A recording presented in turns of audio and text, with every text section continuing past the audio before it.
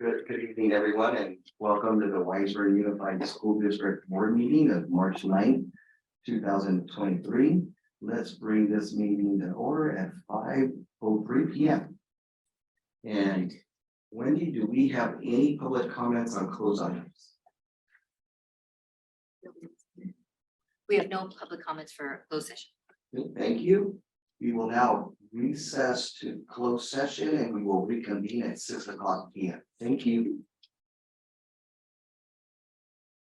Good evening, everyone. Welcome to the Wiseburg Unified School District Board Meeting of March 9th, 2023. I'm calling this meeting to order at 6 o'clock p.m. exactly. Tonight we have a full agenda. We have two special presentations. Both presentations connected to the Measure EE bond passage. Thank you again to the community for their support. The first presentation will be by Mr. Tim Carty, who will provide us with an update with regards to the Measure EE bond sale series number 1. Second presentation will be done by Mr. Hugh Lee, who is there in the background, and he'll provide us with some information with regards to the program management and construction management responsibility, roles and responsibilities with regards to facilities planning and implementation. At this time, Mr. Rocky, would you please take roll call? Mr. Benellos. Here. Dr. Goldman.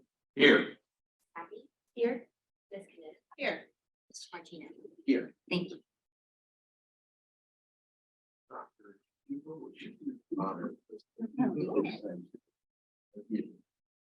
Everyone, please stand. Ready?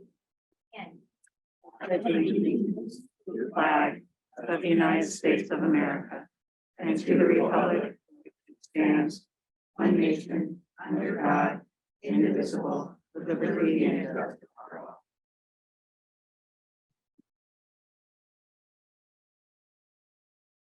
And just for the record, we did not have anything to report at a closed session. And now let's start with a motion to adopt the agenda. Do I have a motion? Thank you, Joanne. Second. Thank you, Rebecca.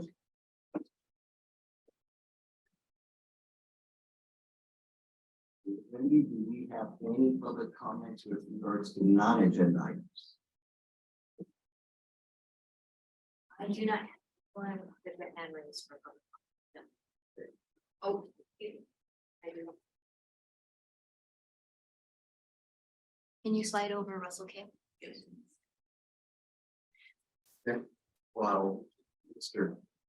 Kill, right? Russell Kill. Well, Mr. Kill joins us by way of the virtual podium. A friendly reminder that by the board bylaws, board members cannot respond to public comments, and the speakers have 3 minutes. Mr. Kill, welcome. Thank you, and I appreciate the opportunity to speak with you tonight. Good evening, Wiseburg administrators and Wiseburg board members. I'm coming to talk to you tonight about my serious concerns about the CTE studio. I think that it would be a horrible, horrible shame if the Wiseburg Unified School District loses out on the opportunity to get $1 million from the state of California. And being on the stakeholders committee for the Da Vinci CTE studio, I have a very good understanding of what that project is and what it's all about. And having learned quite a bit of information in the last few weeks and months about the conflict, I'll call it, between the Wiseburg School District and the Da Vinci board, I'm really concerned. And so I just want to urge you guys to please find some middle ground. Please make sure that this building that will be a great benefit to our school district, to the high school, please find some middle ground. Please make sure that this building happens. And I'll leave you with this. Trust is hard to build, but it's easy to tear down. And I'm starting to sense that the trust between the two entities that make our school district the unified school district, Wiseburg and Da Vinci, that the trust is crumbling. And I sure hope that that's not unrepairable. So I will let you know that I'm going to say the same thing to the Da Vinci board. And I just hope and urge that you guys can find some middle ground and make sure that this building is built. Thank you very much. Thank you, Mr. Kell, for the comments. Okay, Blake, I turn it over to you now. I think we're gonna look at this for our special presentations, but We are, so it's 10 on, okay. So the first presentation is an update on Measure EE Series 1 bond sale. So Tim will share some opportunities that may be available for the board to save taxpayers money. So he's gonna share that as we move down the process of actually funding that first series.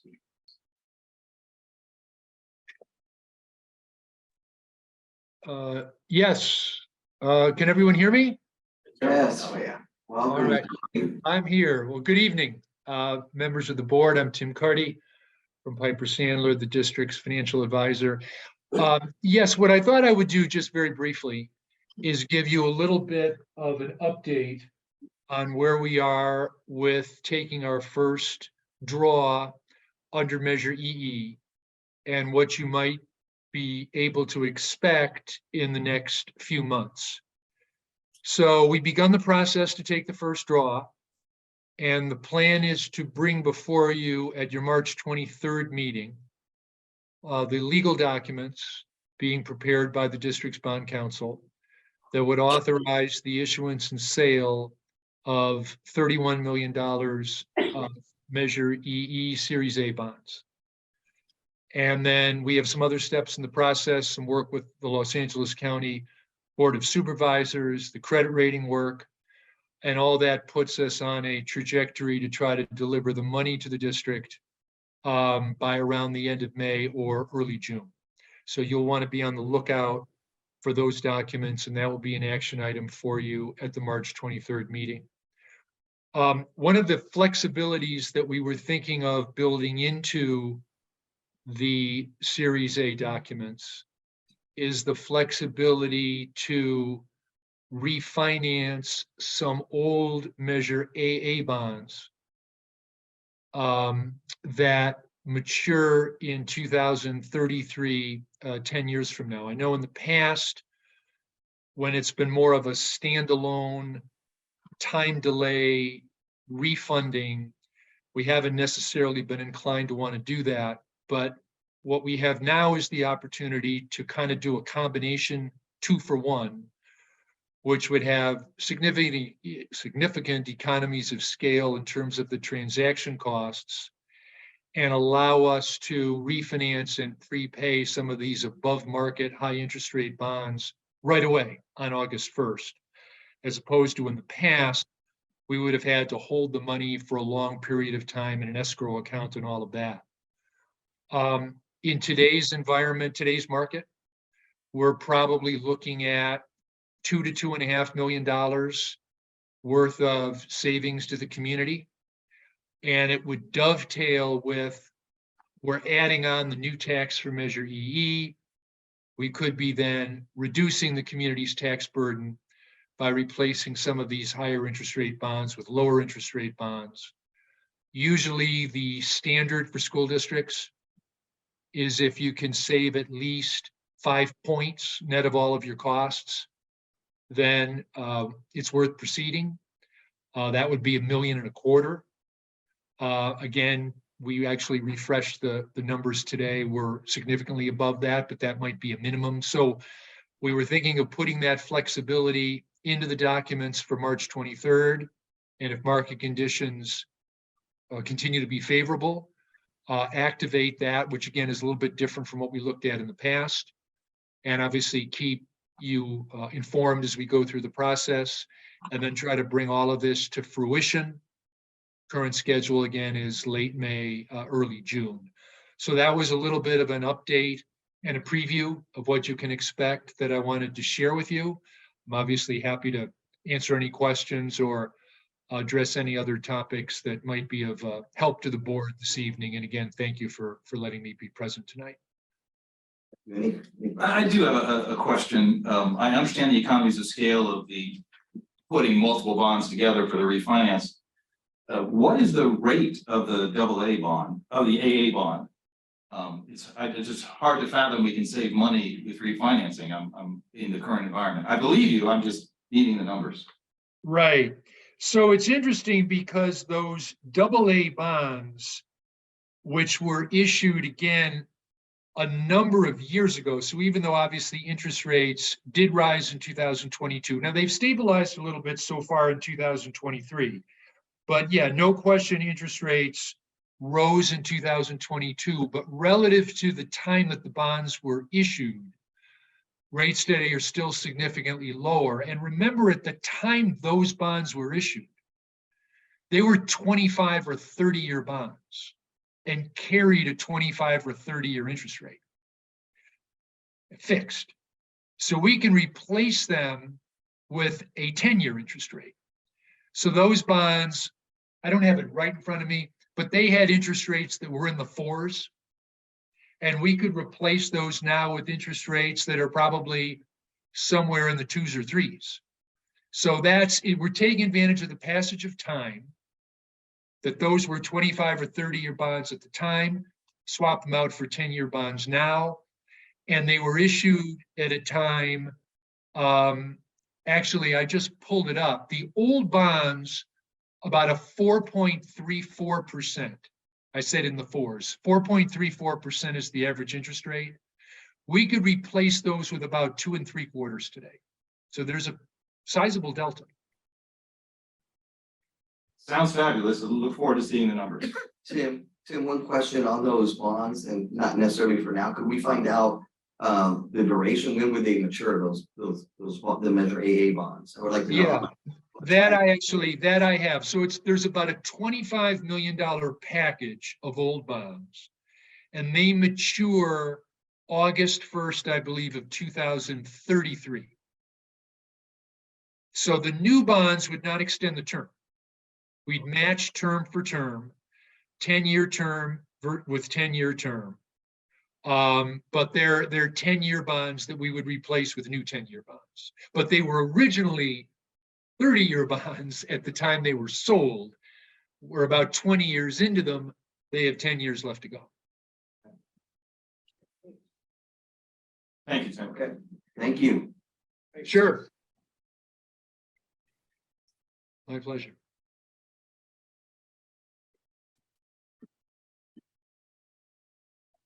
Ready for the second presentation? Your mic, please. Bye, everyone. Thank you. Thank you. So the second presentation is really related to some of the services that we're going to need. One of them you'll see on the agenda later on at a future item related to program management. Really looking at the bond program management in general. So Hugh Lee is here from Tal Rossini. Hugh is a fantastic facilities attorney. We're just really happy to work with him. And thank you, Hugh. Sure. Welcome. Thank you. Good evening. Thank you for the introduction, Dr. Silvers. What I wanted to do was kind of go over specifically on program management services, especially with the passage of Measure EE. I know that you are in the process of contracting with the selected program managers, so some of this may be a little bit of a reminder. But again, this is just a sort of sharing my knowledge to the board. And, you know, rather than listening to an attorney keep talking, which we all know how fun that is, this is really for your education. And to answer any questions, if you want to go off topic, I'll try to answer them. If I can't answer, I'm sure someone at our firm will be able to provide something. But this is just kind of roadmaps and general ideas that I wanted to give. We're going to go through sort of program management and then some of the differences between program management and construction management. But why don't we go ahead and get started with first slide. Yeah. There it was. So just a quick outline, just the general definition, and then what is a program manager, what is program management, some of the key roles and responsibilities. Going with that, related to that are some of the typical general services that we have program managers provide for school districts, and then contrast that with construction or project management services, and then specific contract provisions that we'd like to see, and then other considerations that the board should consider. So what is the definition? This is what CSBA talks about, the use of a construction manager on multiple sites, projects within a single district. For County Office of Ed, program manager integrate various phases of design and construction, provide consistency throughout the process. And we'll get into some of the specific, but that's just a general overview of it. And they use the word construction manager. Many construction managers do program management. They are essentially people with construction background. You require them to have a contractor's license or an architect's license. So, and you've gone through that RFQ process and selected someone with the proper experience. But practically, they will essentially be an extension of that, assist you in implementing your Measure EE bond program.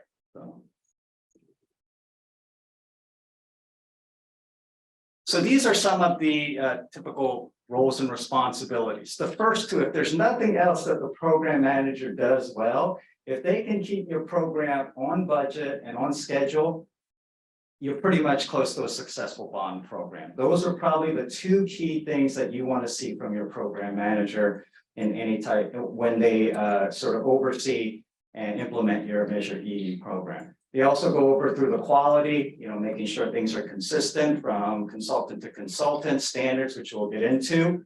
And then also, I guess, the 1A would be budget and schedule. I guess 1B would be to make sure that all the projects that you promise the community and the public that you would do get done. And that goes to keeping it on budget, on schedule.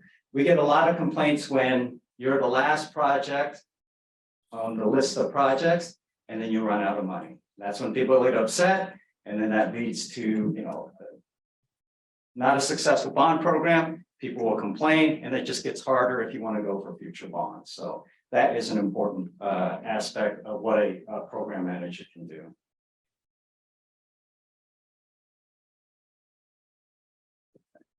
So the general services, again, implementing the program-wide schedule. We'll contrast that with construction managers who are more of a micro level.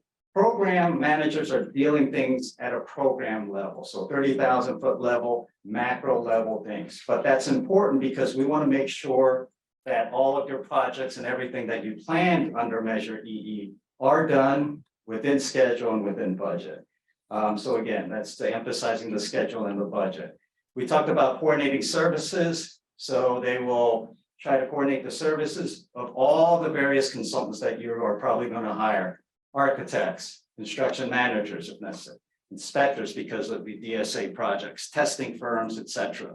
So they will keep that consistency and help you through. Then they get involved in the designing and planning and coordination of all projects, again, at a macro level, making sure all the projects are consistent, and you're implementing your facilities master plan, and then specific consultants at the project level will implement it on a project by project basis. And then also they are going to be your liaison for interface with the agencies that you're going to have to deal with.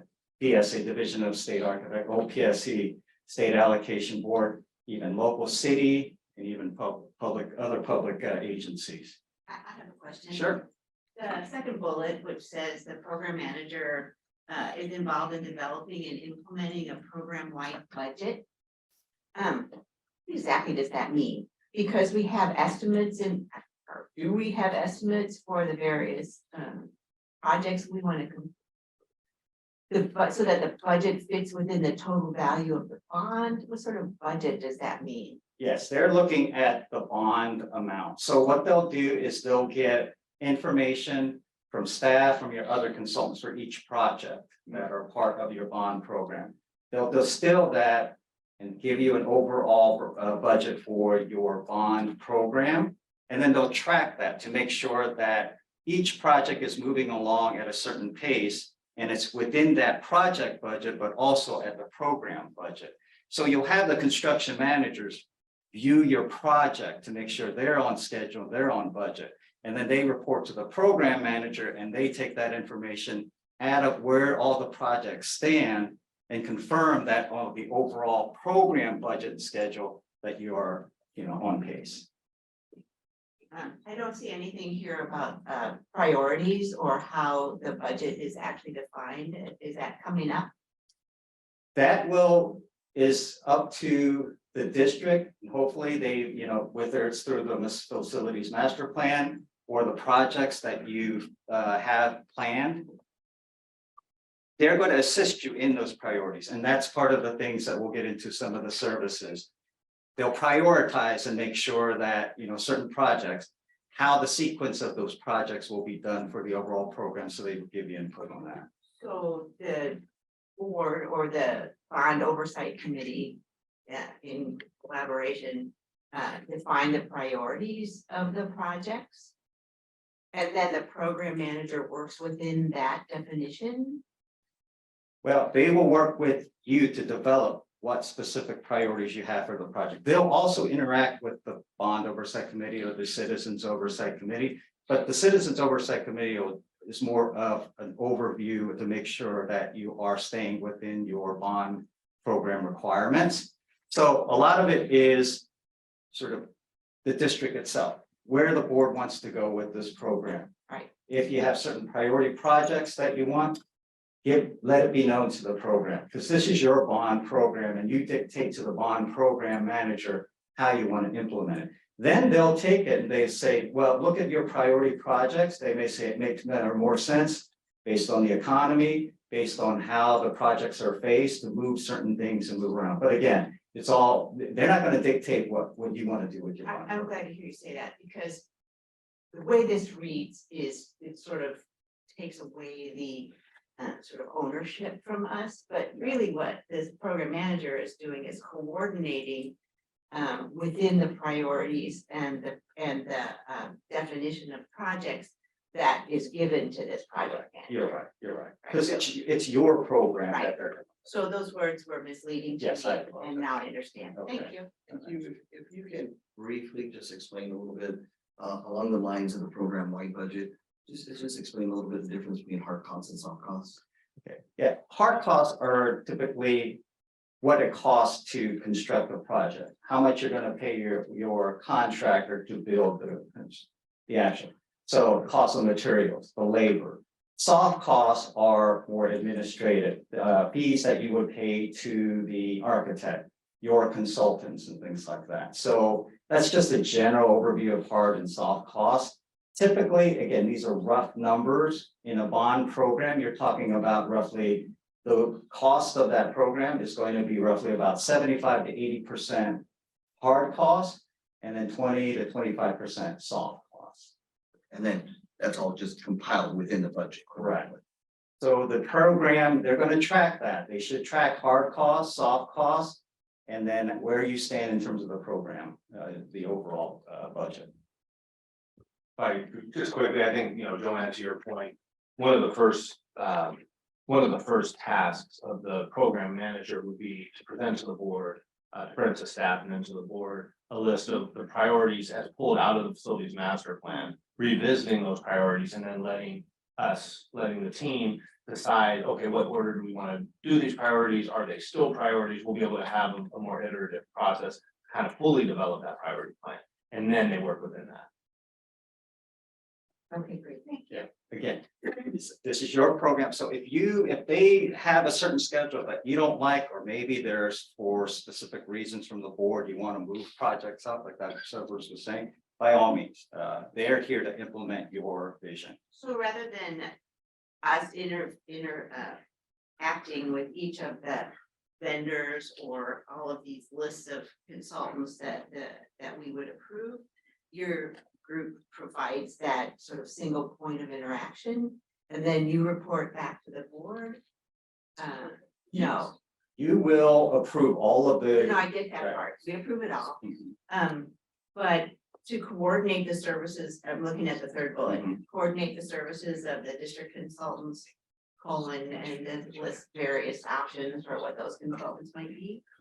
So this program manager provides the point of contact between the board and these other consulting organizations or the project managers who might be actually responsible to implement one of the projects that's been approved. You oversee that person, and then you report to us about that person? What's that interaction? Okay, so for example, you have a project, let's say, for example, you have an architect that's going to design that project. You have a construction manager that's going to assist you in managing that particular Right. project. Inspectors. So the CM will do some of that coordination, but what the program manager will do is, okay, they'll have that team for project A, that team for project B, that team for project C. It may be that they may want to use the same architect for certain projects or have different architects for each one. So they will look at it again from a macro program level to make sure that things are consistent. So you don't have one architect doing something that's totally different from another to make sure it's consistent with your facilities master plan and overall sort of vision for your program and measure ED.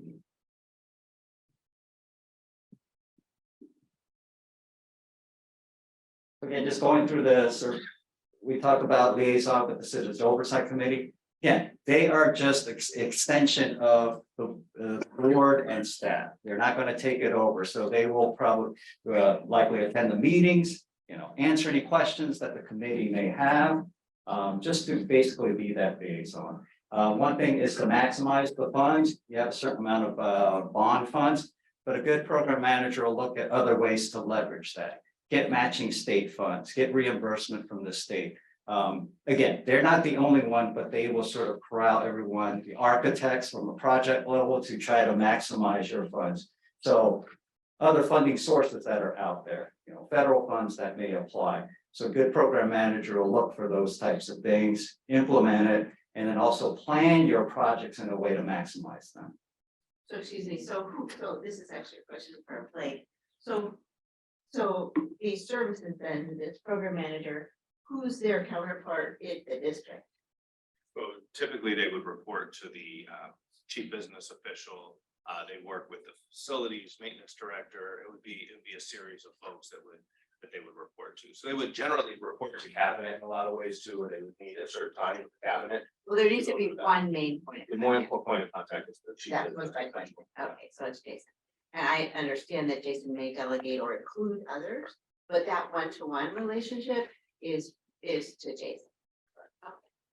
Right, and then we'll get toward, at the end of the slides, you want that, it's a relation, it's a perfect word. It's the relationship that you develop, because you want to be comfortable with your program manager, trust them, because they're going to be your closest contact because they're looking at the overall program level.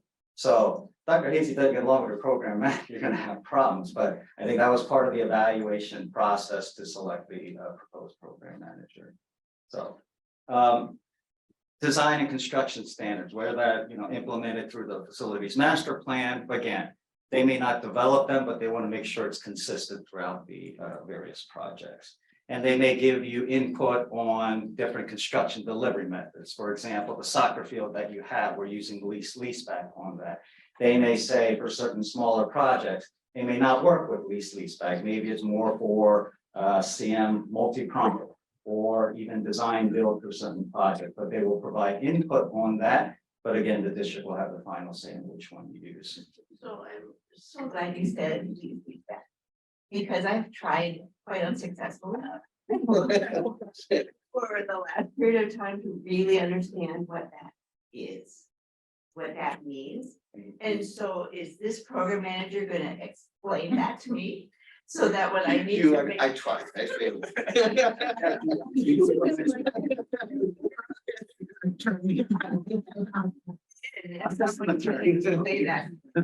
Because I have failed abysmally.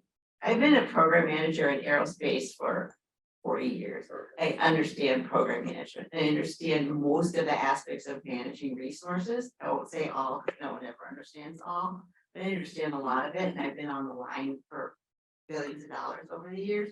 So I don't understand leaseback. In that context, somebody, I would No, really it's appreciate very explaining specific. that to me. I mean, we can go through it now, or you want to go through it? I don't know later? that now is Okay. necessary, is it? Um, Do I need to know it tonight? It's on the agenda. I would recommend you go through this. Well, maybe not at this point in your Okay. briefing, if you want to Sure. continue and then come back to that. That might Yeah, be and the right I'll, thing. they told me to stay around to answer any Perfect. questions. As long as you're staying here. If you want to be around, I'll be around. Thank you. You're not alone, Joe. Thank you, Dios. So again, update the board and the COC on program, again, tracking budget and schedules, budget and schedule. I keep saying that a lot because those are the two important things. So they should come to you on a monthly basis, prepare you a report, show where you're going in terms of tracking. The key is, and provide recommendations. They shouldn't just come and say, oh, you're behind schedule, oh, you're over budget. They should tell you why you're over budget or why you're behind schedule and give you recommendations on how you can sort of catch up or how you minimize that. And here's this actually as a request, rather than saying, hey, you're behind schedule, hey, you're over budget. Wouldn't it be more appropriate to say, hey, I can see these trends and you may be heading for a problem where you're over budget behind schedule. Is that really what's going to happen? I don't want to know after the fact. I want to know as it looks like it might be developing. Right, and that's why they, in the contract, they have to give you monthly updates for it, so they should track each project. They'll get that information from the project team, construction manager, architect, then they'll distill that to the overall to make sure you're on budget. So Yes, just as I said before, I've been on the reporting side for a long time. Sometimes you give a report that's really optimistic. Knowing that in order to achieve that budget or that schedule, you've really got to have some either good fortune or make exactly the right decisions or you're going to be behind. How good are you or how much do you offer in the way of actually understanding the risk involved with certain schedules and certain budgets? yeah, again, I'm just the legal counsel, you're going to hire You're the gonna hire program somebody else. manager. So that person she will be the face of that firm. And yes, she will, or one of her representatives will come, they should come every month, every month, give you a written report so you can read it, and then also tell you, here's the status of this project, okay? And then they should get into the overall, okay, in terms of this project, it's on schedule, and then over the entire program, we are on schedule. Or one of the projects may have had a problem, it may have had unforeseen conditions, or maybe a contractor claim. They're gonna say that's gonna impact your schedule, but hopefully they put in some contingencies in the budget, in the schedule itself to make up for that. But sometimes you just cannot get around it. And they're not responsible for that, but I think their duty is to inform the board so that you can make informed decisions. Maybe you need to scale back on a project, or maybe you need to phase it differently so that they give you the information to make decisions. But just saying you're over budget that doesn't really help you. I think they need to tell you why if they can, and give you sort of recommendations to either avoid it or to at least mitigate its impact. And if I may too, just say that one of the things that we would be meeting, obviously more than once a month with the program manager, it's an ongoing relationship that's happening on a weekly basis. And what we would do through this process, we'd be analyzing any change orders that come in, any, as you said, unforeseen circumstances, we'd be looking at together, as a team. Jason would run point on that and really looking at that. So we'd also have, district eyes, and we'd be able to continue that collaboration with the program manager. So we're able to bring the board, as best an outlook, and as most accurate outlook as possible, and certainly understanding that we want to be on schedule to the best of our ability, but things will come up. Then I think it would be incumbent upon us to determine, what cadence do we want to deliver that to the board. In other words, I think in the past, it was like the second meeting of the month or something like that. There was always a meeting where we would compile most of the facilities into, and so also for efficiency, we may look at that, so the board would hear updates on officially in this forum. And it may be that they may need to update you more than once a month, but that's the minimum.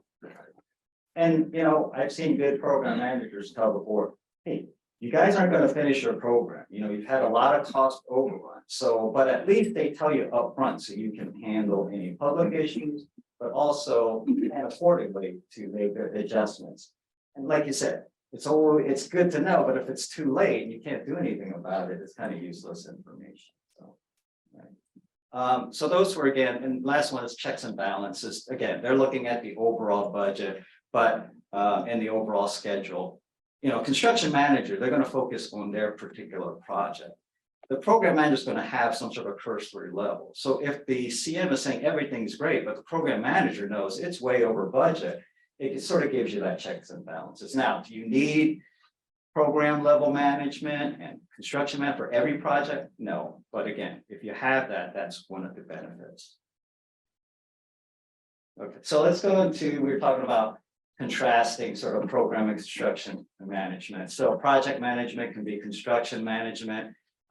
Program is more of the overall, again, program level services versus project level services, budgets and schedules, those two terms again, for the entire program versus the individual project. Because the construction manager is focused on their project, making sure that project's on schedule and budget.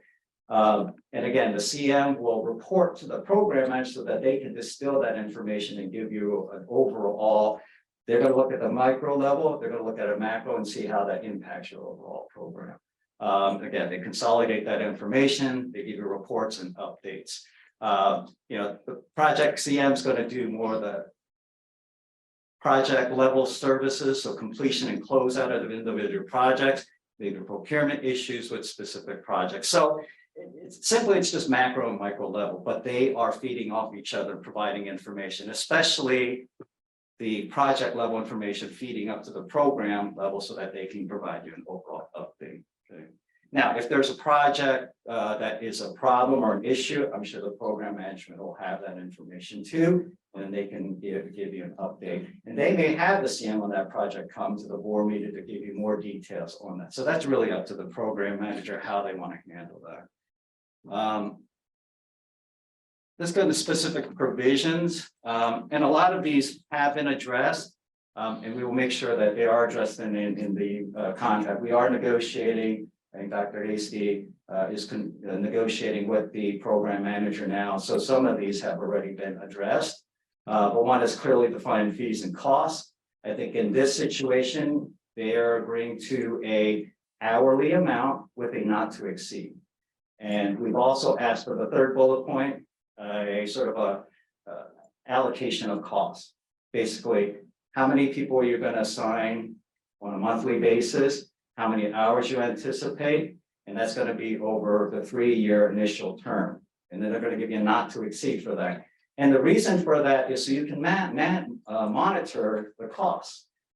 Because you need to monitor the costs that you're paying for all of your consultants, the soft costs that we talked about earlier.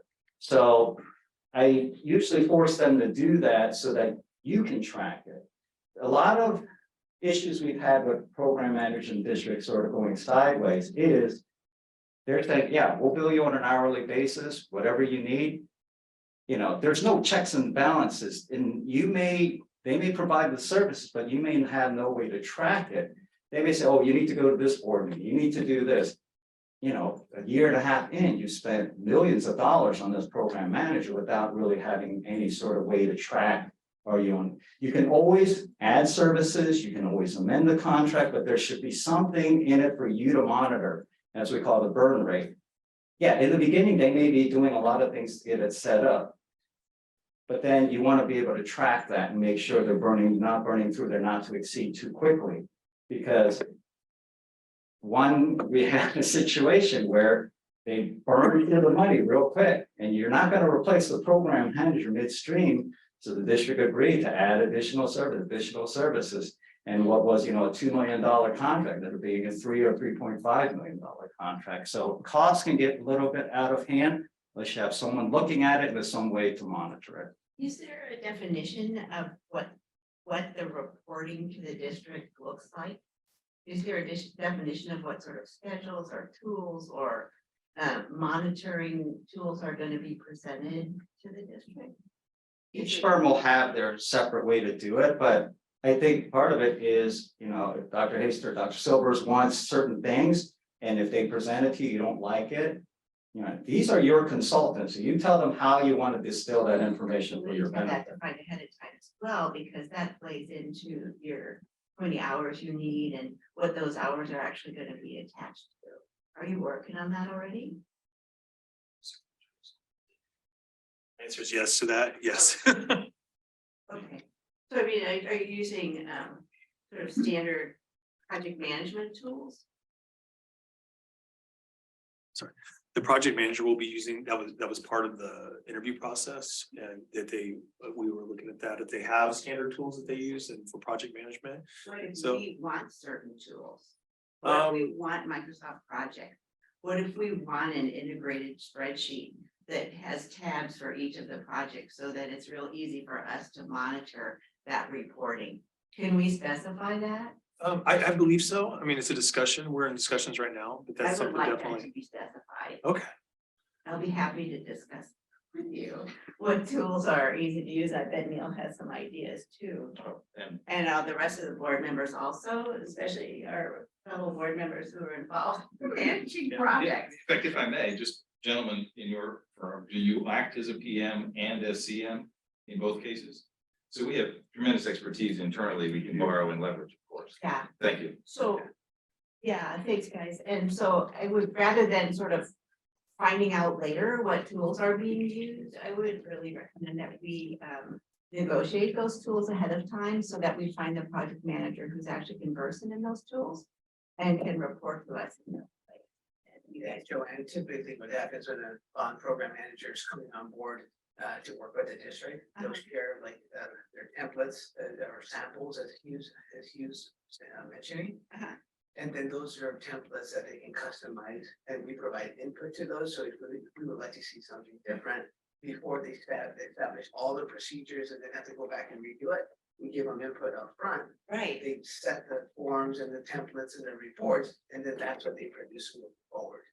They'll still have the ability to adjust here and there, but at least they'll have an ongoing conversation with us and this project startup conversation, which is the most important. Yeah. Before they really get into the production phase, they'll ask questions of what we would like to see.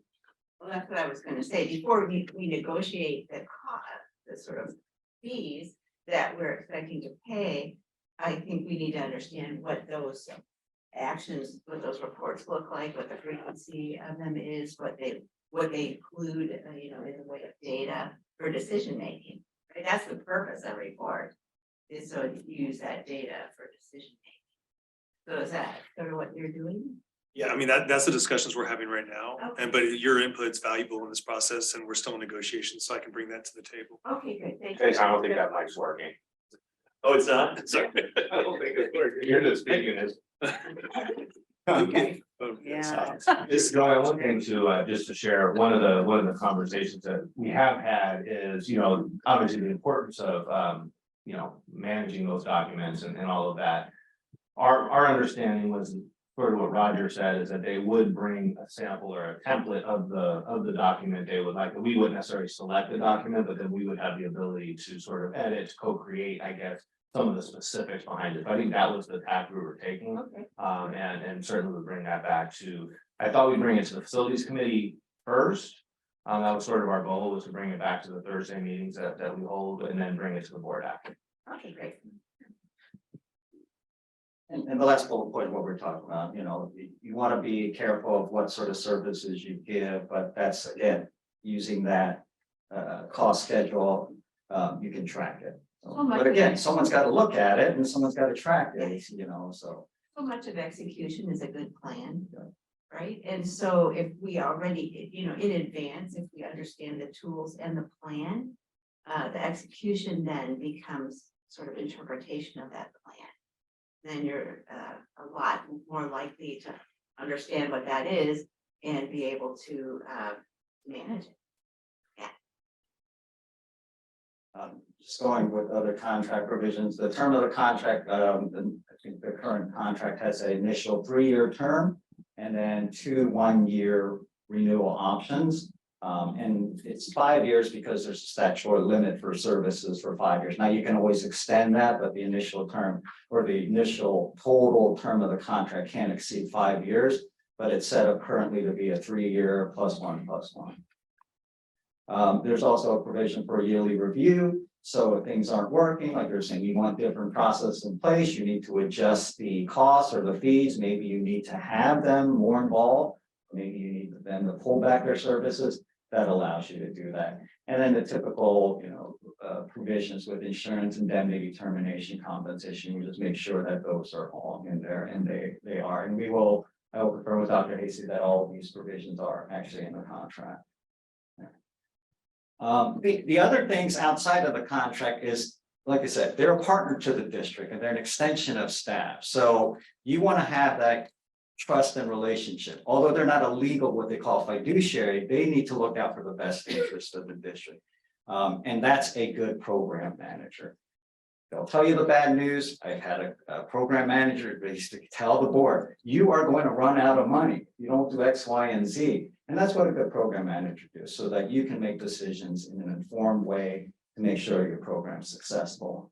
Achieve the long-term goals. And if it's good, then it gives you, the public will be happy and they'll be more happy to approve another bond. So that's another big issue that you want to make sure, because they will be sort of, maybe not the entire face, but they're part of the face of the district, because they're going to interact with the COC, maybe for the public. So you want a good partner that's going to look out for your interests and is going to work with the district. And you'll soon find out after about 6 months or so whether this relationship is working. So, and I think part of it is it's two-way. So you need to give them input so that they can be successful and vice versa. So, right. So, okay, well, I didn't bore you to death, but that was just basically a quick overview. Again, any questions, even if it's outside of this, I'll try to answer. And then if you want, we can go into any questions you have with Lisa back later on. This is the right time. Thank you Hugh, for the presentation. Any questions from the? Not about the presentation, no. But the leave back someday. Mike is on. Your mic. Let's get to the agenda before. Yeah. Lease back. Yeah. Let's get to the agenda. Okay, perfect, thank you. Any questions from the? Thank you Hugh, for the presentation. Thank you. And please don't leave. Thanks, you. All right, I think now that leads us to board member reports, and let's start with Vice President Roderick. Thank you, Nelson. First of all, thank you, Hugh, for that presentation. I'm really looking forward to implementing our bond program. I think program managers necessary as we move forward, because in the past, we really had like a student project. We've taken a school site and basically put a fence around it and have hired a construction manager, and they have free uninterrupted access for the most part to build a brand new school. And this situation is very different in that we have 10, 12 different types of priorities that we discussed, but the facilities master plan, and touching every school site at different times for much smaller projects. So this is a much more complicated delivery. You could have somewhere between 10, 15, 20 smaller projects. There won't be a single $30 or $40 million project as we've done in the past for a full school site. So I think bringing on a program manager is incredibly needed for that. It's just too many architects, consultants, services that need to be done. So Dr. Hasty, you have your work cut out for yourself, but I trust you selected a good program manager during the process, and I know you're going to give us an update later here as well. So those are all the comments I have. Oh, my deal. A couple things. I want to do a shout out to Jessica Doherty for bringing a couple things to our attention in our community, and a couple of good things that are happening in the Del Air community. First, the LAX Aviation Metro Active Transport MAT project, which is because of the changes at LAX, the Greenway station will not be a LAX station anymore. It will just serve the community. As a result, there's going to be dollars, because it's the last half mile that will be coming to the community, and Jessica and the team are helping to, and community members are helping to determine what's that going to be used for. So there's a community input there. So again, kudos to Jessica, and also to her tremendous persistence on the Greenway along aviation on the El Segundo side, the bikeway, walkway, beautification project. There has been some significant movement there. And again, kudos to Jessica for being a relentless, persistent pursuer of that for many years. I want to give her credit for that, and thank you, because this is great for our community. Excellent. Couple things also, I believe that visiting our schools is important. Again, thank you to Nelson as we visited a month or so ago. I encourage my fellow board members to do that. I had the privilege, as I mentioned at our last board meeting, to meet with Michelle Rainey and visit our Connect charter school. K through 8, 9 through 12, which of course is a hybrid charter homeschool program where they're in school a couple days a week. Very impressive. And just like our district schools, I saw passionate educators at work, and it was just fun to see and good work done there. So I want to give kudos to the Da Vinci team and Michelle and her team for the good work they're doing there. I also want to thank Dr. Silvers for our conversation on the foundational work, still progressing on that. I mentioned at our last board meeting, we did get a chance to meet on that relative to moving forward on our vision, values, and identifying our core audience as part of our strategic foundation to further focus our planning for the future and make some good headway on what we're going to be doing. And I'll be back with you on that as well. Finally, I want to circle back on a topic of a district operated high school. I'm remembering my fellow trustee, Mr. Von Wellis, many months ago, or actually might have been a year plus ago, asked district staff to explore the option of a district high school. And I want to reiterate that I think it's important to continue that exploration and planning towards a district-run, non-charter based high school option for the Wiseburn community. This conversation goes back to the time when unification was first being discussed. The intent at the time was for DB design to fold into the district high school. Dr. Bryan and I also had this conversation where he remembered the conversation and the original intent, and he confirmed this as being the early intent of the unification dialogue. This was also the #1 issue we heard from our community in the bond conversations about the incumbent need of us to have a district high school. So I share that belief. I believe it is incumbent upon us, for many reasons, as elected board members, in our fiduciary responsibility to have a district-run high school with articulation and accountability K through 12. I bring this up to ask Dr. Silvers to review our options and our requirements. I look forward to continuing this dialogue and hope we can hear some updates and presentations at future board meetings. I also ask again that we work in partnership with the DV. We want to create, to the greatest extent possible, a win-win scenario. And as I mentioned, post my conversation with Dr. Bryan again, which I appreciated in January, the importance of these 2+1 meetings, and candidly, I'm disappointed we haven't got these going. I really think it's incumbent upon us to continue these conversations where at least 2 board members from Da Vinci and 2+ us, plus the CEO and superintendent are getting together to continue our conversations. We have to have interaction and collaboration to work together as best we can. So I ask that and encourage us to do all this both days. Thank you. Thank you, Neil. Rebecca? Thank you. So I guess I'll just start with saying that I fully support what Dr. Goldman is saying about our continuing exploration of the district-run high school and looking forward to seeing what happens there and all of that. I also, because this is now the thing that I do, want to recognize that Women's History Month is this month. Women's history is everyone's history, and while women make history every day of every month, each March our nation offers a special commemoration of Women's History Month to celebrate the vital role of women across history, frankly. Supreme Court Justice Ruth Bader Ginsburg once said, "Women's rights are an essential part of the overall human rights agenda, trained on the equal dignity and ability to live in freedom all people should enjoy." And as former First Lady Michelle Obama noted, no country can ever truly flourish if it stifles the potential of its women and deprives itself of the contributions of half of its citizens. And so I also want to recognize all of the teachers within our district who identify as women. I understand we have about 85% of our teaching staff identifies as women within Wiseburn. I understand it's also about 73% of all of California's teachers do.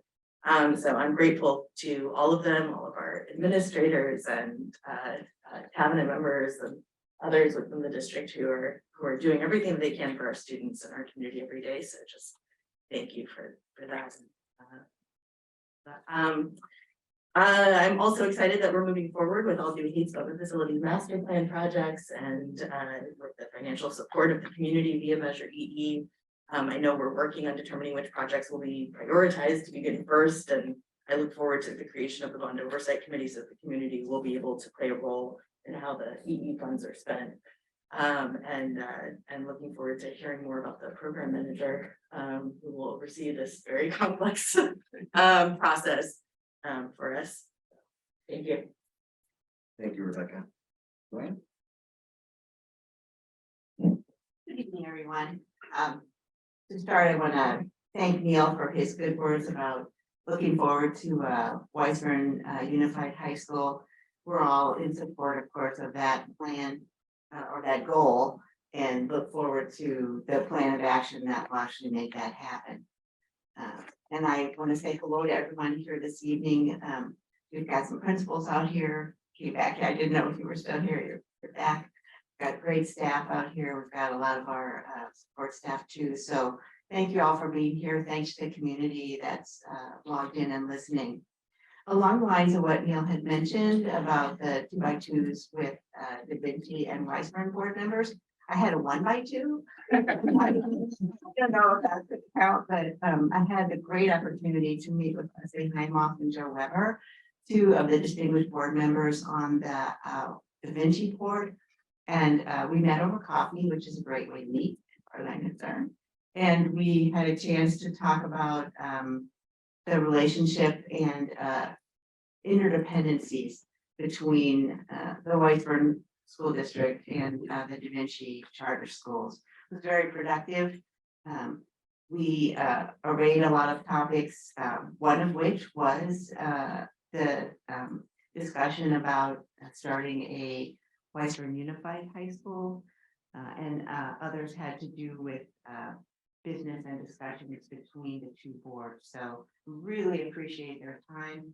I appreciate their reaching out to me to meet together with them, and look forward to doing that again in the future. As one of my board responsibilities is I represent the board on the tech committee, and had the great good fortune yesterday to hear a presentation from Amir, our tech director. And Jason was here, of course, Dr. Harbeck and Blake, and I heard a wonderful presentation, a very professional and insightful presentation, which gave us an overview of one of the high priorities on our Measure EE future projects list is security for the district. And one of those important elements to security is tech security, data, personnel information, student information, information that relates to the district to preserve its integrity and to preserve it from attack by ransomware folks or people who mean to take our data and do something else with it unapproved. So Amir's put a good plan together. It's a good start. We're hoping to do some of this work already this summer when school is out of session, given this is already March, and lead time for equipment and lead time for bids and then actually making decisions and ordering equipment is getting pretty tight. We're looking forward to having the options presented to the board very soon so that we can make some decisions so that we can kind of broken down into 3 phases and look to implementing it at least part of phase 1, which would be the most important for securing the data, and would be this summer implementation while school is out of session. So thank you, Mayor, for that. Thanks to Jason, Dr. Harbeck, and Blake for making that happen, and look forward to bringing more information to the board soon for that decision making. I also, some of you may have noticed, have been rather pointedly asking for emergency intervention. Every board meeting for the last, or what do the schools do if there is an emergency? How do they handle? What do the teachers do? What do you do in the classroom? What do you do from the main office and so on? So Dr. Silvers brought me the actual document that exists now and is a very thorough document for the various emergency services and the various actions that need to be, that are in place in case there is sort of any type of emergency. So I really appreciate that, and I'm really happy to see that a document or a set of documents like this is already in existence. I did request that perhaps, and Dr. Silvers actually mentioned that needs to be updated frequently because names change, phone numbers may change, actually procedures to handle emergencies. may change over time. So I don't know if you guys want to see this, we can pass it down. But I'm happy to know that a document like this exists in every classroom and every office on all of our campuses. I imagine the district office as well. So thank you for that. And I also asked that as we go forward, that this document could also be able to be accessed online, so that it would be actually easier perhaps for someone who may not be actually in the office or in the classroom. If an emergency occurs, that this emergency information is readily available in other ways as well. So, and I know that we're going to work on that, and that may be part of what we do with some of our bond money going forward also. I also want to compliment Jessica Doherty. I do work for the company right next door. We almost share parking lots with Millennium Space Systems, and my boss there, the CEO, has been working on the Greenway Committee. One of his volunteer commitments is to support that Greenway, because it's so important to the businesses along Douglas as well, and along aviation, and we all benefit from having that Greenway come to pass. So I appreciate, as Dr. Goldman mentioned, Jessica's efforts to do that. So and it looks like actually one of the biggest hurdles, which was the railroad right-of-way, has actually been settled. And once that has been settled, which it appears to be, we ought to be able to move forward pretty quickly. So thanks to the group of folks who are working on that. And I think that's it. Thank you. Thank you, Joanne. Well, it's exciting times at Wise Run. As you can see from my colleagues here and what they've shared, we have a lot going on, and they sit on, aside from being here on the dais, they sit on a lot of different committees, and they serve on those committees, and there's a lot of good work that takes place in those committees, as Joanne's mentioned, through the technology committee and Roger in the facilities committee. So I just want to, again, thank you for your time. You are well compensated for that with water and peanuts. So I did want to mention just one item, because I think most of the board members have captured, I think, most of the comments that we highlighted with regards to the exploration of the district-run high school that we're exploring. I want to be clear that this is not going to happen overnight. This is going to take a while. It'll probably take a few years as we continue to explore this district high school. So I just want to be clear to that. With the community, but we are exploring it, and I agree with Neil's comments. I think he captured it eloquently, so thank you. And that's all I have. Late to you. Yes, to the any of it. Yeah, so we're gonna review some district. I think Eileen has an extensive report. So we're As gonna- usual.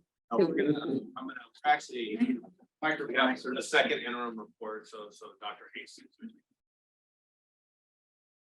So we have a second interim report that Dr. Hasty is going to share, I believe, at the item. So we'll actually do that. I think that's his report. Dr. Dougal, you had a single update, right? All right, good evening, everyone. Kind of exciting times in HR is we are now accepting nominations for Employee of the Year. A little bit different than Wiseman's done it before, and we are actually aligning with LACO, or the County Office of Education's timeline for getting in our nominations for the year. And so nominations are going to be due by April, so that we can make announcements in May, and all of our staff members can then also be in the running for Teacher of the Year, as well as Classified Employee of the Year. So we are working to kind of make sure we're in alignment. In the past, we've always announced our winners at the back to school barbecue, and that made it too late for them to apply for the Teacher of the Year. So we were always kind of a year behind, and so now we're caught up to the system, and we're excited to do that. The other piece that we've changed, and we changed this last year, is that we're accepting nominations from colleagues and administrators, board members, for Employee of the Year. So we do have a process, there's nomination forms, and kind of a criteria of how we honor those folks. So that's the update from HR. Questions? Thank you. Okay, thank you, Dr. Dougal. I think no update. No right? update. That's not Charlotte, and then Eileen, no update today either. So we're gonna just move into my update, if that's okay. Can I just absolutely down? Okay. So I actually have quite a few updates today. One is, I'm gonna share the kind of my update first, and then Dr. Ingram is gonna give an update too, because the CAC is back, or the CAC is back. For the renaming, so we'll hit that here in a second. But did want to say that I appreciate Dana Middle School, you know, Kiana, Kevin, and the team there, all the teachers. I had a chance to join them for the Wintrum event. And, you know, it's a really nice, it's their open house style event for the middle school. You know, it was just a wonderful event, you know, lots of families, happy families, you know, families that are 6th graders running around to see 7th grade classrooms, 7th graders looking at 8th grade classrooms, just and 5th graders coming up to be able to see, you know, what to expect for next year. So, you know, really like the timing, you know, I just think it's at a great time of year. And with that, I want to share that I've had a chance over the last month or so to go on a tour at most every school, at least, I think. One at Cabrillo for sure, and Dana that I recall, I mean, they were so crowded. I mean, these were, you know, we had 80 to 100 people, you know, at these tours, you know, standing room only and multi-purpose rooms, so to speak. And it was just really nice to see that level of interaction with the schools, you know, looking at the schools, and just a lot of positive, you know, the positivity in the room was just palpable, just parents excited and kids excited and all of that. So definitely thank you to the principals. I know it is a challenge to put that in the middle, you know, it's like, I don't want to say it's another thing, but it's, you know, when you're doing the day-to-day work at a school and then there's a tour too, it definitely poses a challenge to the day, especially when it's during the school day. So, you know, thank you and to the teachers, you know, for that flexibility. Just great tours. I also had the privilege of being invited to Miss Shoemaker's writing celebration, and you know that is literally the highlight of a school year. If you can get into a writing celebration for a TK classroom, it is amazing. And talk about cup filling, well that overflows, you know, for sure. So just you know, my hat's off to Miss Shoemaker for her, you know, just what she does in the classroom, and you know the kids are amazing in and of themselves. So it's just a really nice opportunity, and I'm really happy. Want to also talk a little bit about the Bond Oversight Committee. I know that's come up. I believe I had a question from a board member recently too about that process. So right now our target is, you know, we're going to be hopefully bringing to the board our contract for the program manager here at the next board meeting, so March 23rd, after we go through negotiations here, which will be successful, I have no doubt. And as we do that, we're targeting the May board meeting, one of the May board meetings, to bring a slate of potential citizens for the oversight committee to this board, so that we can have our first meeting, you know, end of May, early June, because the funds will come in then, and then we'll be able to share a project list. It's just going to take about that time. Sorry. Yeah, Dr. Silvers, is it a 90-day window in which that has to be done, or to make sure within that time frame? So that only comes into effect once we certify the election results. We have not certified those election results yet. So once we get the process moving, we will actually certify, and then yes, we'll have to be really attentive to that timeline. Is the application out there, or is there an application for folks that want to be on the Bond Oversight Committee? I think that was one of the best. So no, yes, we have the application. It's not out there yet. We're gonna do it similar to as we would do a job posting. So we're gonna put it out for a very specific amount of time, you know, closing date. So that'll happen. We're expecting that'll happen at the 1st of April, like right around that first week of April. It will be in the update, the next update that we send to the community through a newsletter. We'll ask our neighborhood associations to send that out as well. So we'll backfill some of the messaging that we need to, so that community knows, and not just our school community. The question is, how is it disseminated? Yeah. So and it sounds like through these newsletters, we want to make sure it gets out to higher. Correct. Yeah. So we do have, we have point, you know, people, you know, representatives from all of our neighborhood associations, 360 to Delaware, to Holly Glen, Weisburn, to the Watch. We also will send it out again via our mail serve as well. So it should reach, you know, a pretty far and wide audience. You know, we'll send it out to our youth leagues as well, our AYSO and Weisburn Little League, USA softball. So we want to make sure that we can get that out to as many people as possible. We also have lists of folks that have either reached out to us or that have been very involved that may not be school-based necessarily, but they're community-based and, you know, definitely want to reach out to our community, greater community as well. Is there a way, I know we've done this in the past, is there a way to do it through the real estate flyers that almost get to every individual home? Sure, I can look into that, absolutely. Yeah. I think Thank you, buddy. that might address.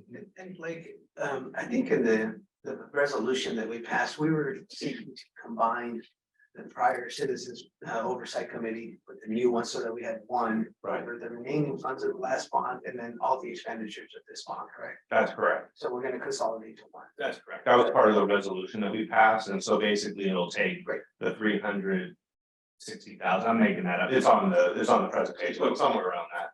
If I may, if Mr. Carty's work comes to pass, it may be moved, there'll only be one vote.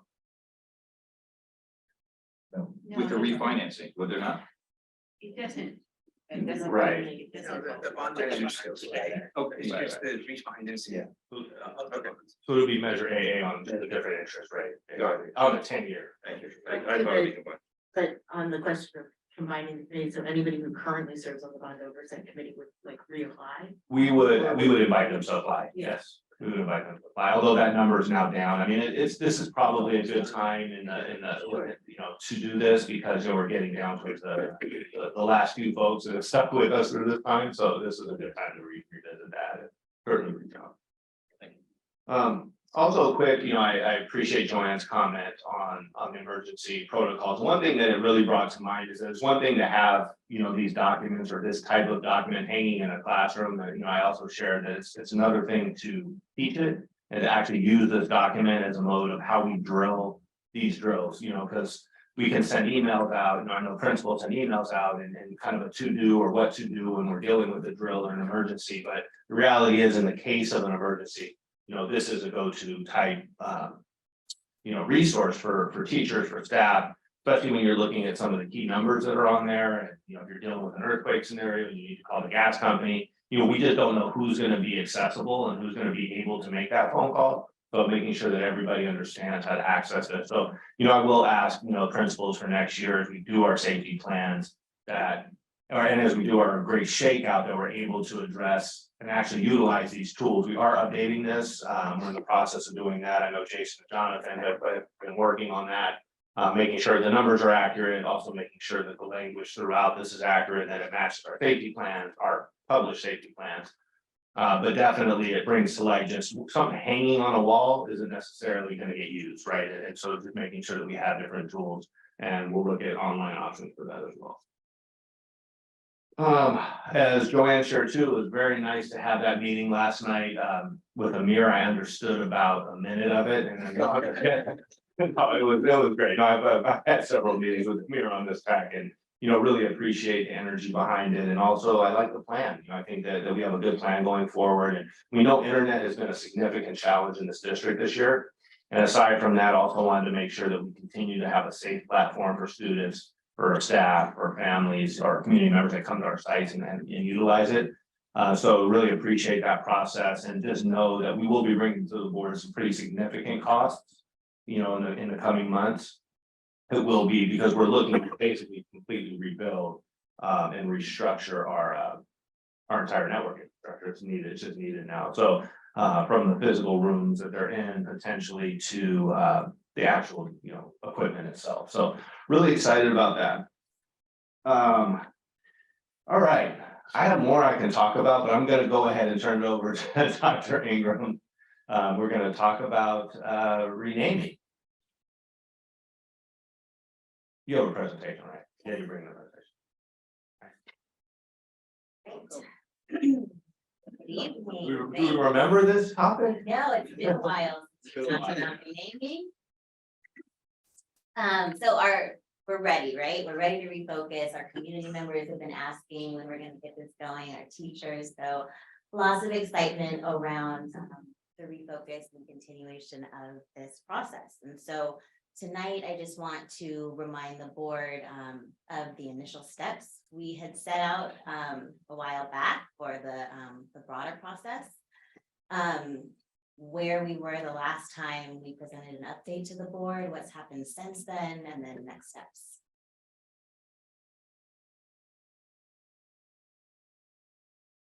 it is a little, there you go. Okay.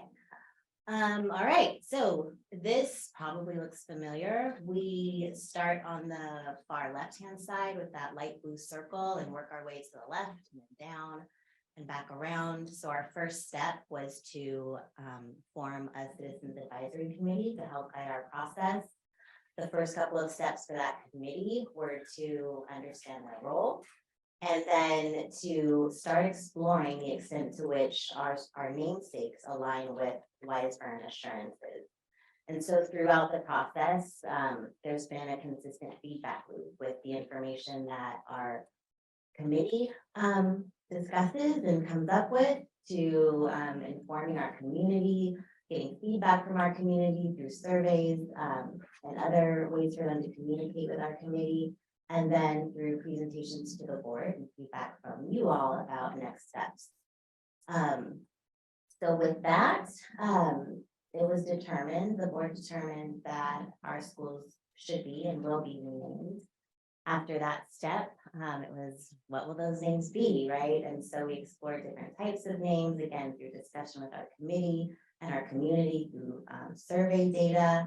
And so at this point, we are on the far right-hand side with that middle rectangle where we've been exploring what type of name will we have. And so during our last meeting, the board was presented with data from our community about the type of name that they would like to explore. We'll talk a little bit more about that and how since then we've gotten some data with name suggestions.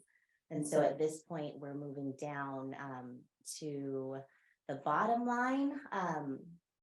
Our process has changed a little bit in terms of objectives 4 and 5. There's not an emphasis on those affirmation statements because our committee's already put in a lot of work into developing criteria that we'll look at to determine names that align with our assurances. And so really now the committee is focusing on narrowing the names that have been provided so that we can submit or conduct a final survey to our community.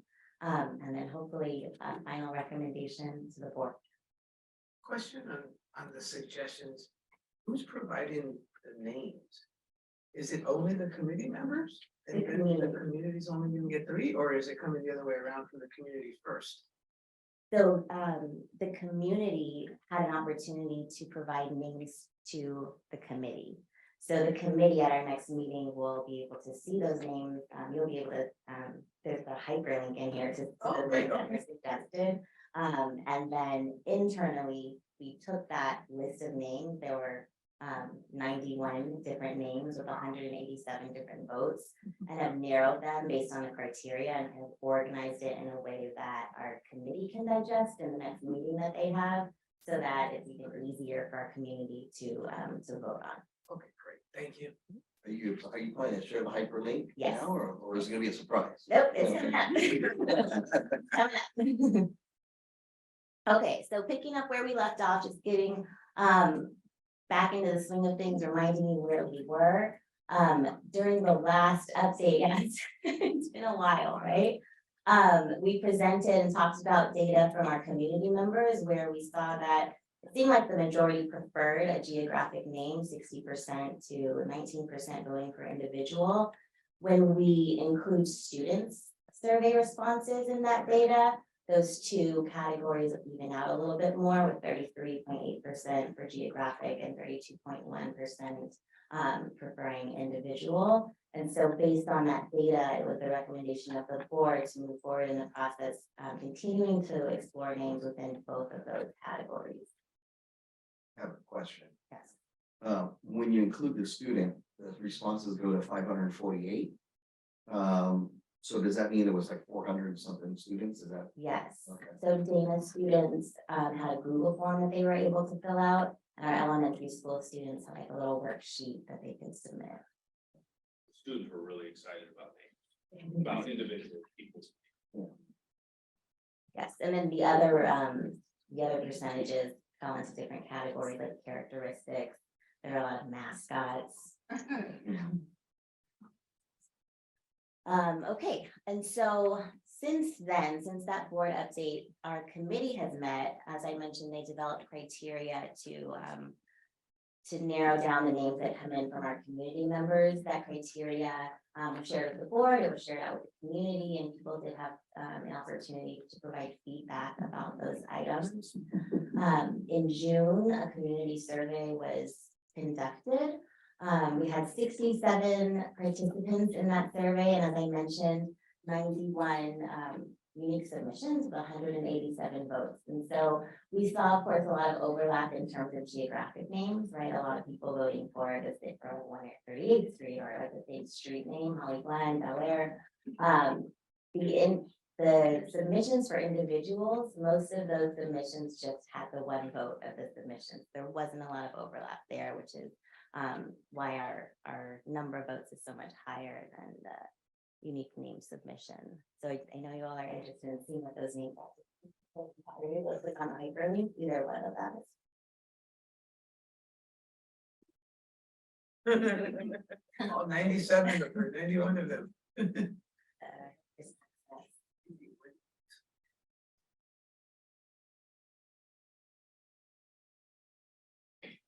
Okay, and then can you scroll down to the second page? Maybe good just to, I was thinking maybe. Sure. Yeah, Okay. you might as well just tour that Okay. real quick. All right, so revisiting the criteria, we want to make sure that the name is of positive timeless significance and importance within the greater Los Angeles area, able to be researched heavily with ample documentary evidence, thematically cohesive across all school sites while representative of the diversity within the community and distinguishable from other local schools.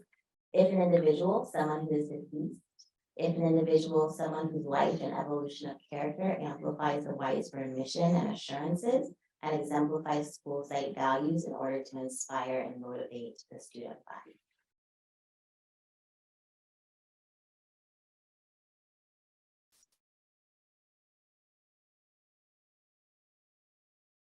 Okay, so we have these unique names. Unique is in quotes because you can see online, let's see, 135th Street and 135th Street Elementary. We noted the significance when someone just said kind of in general, this street name versus this street name for a specific school site. So you'll see those differences as we scroll down the list. So a lot of votes to keep 138th Street the same. Parliamentarians.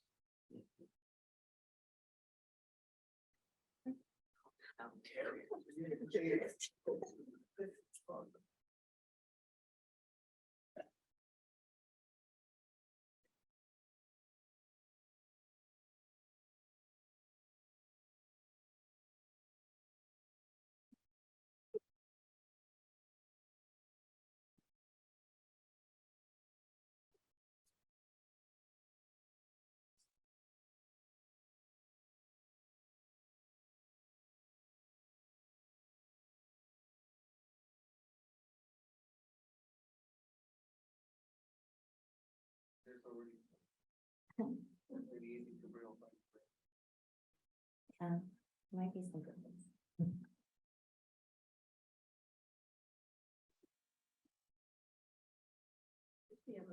Not deceased, is she? No. Okay. Right. Yeah. Maybe follow the list for that. Neither is Sonia. So this is an unedited list.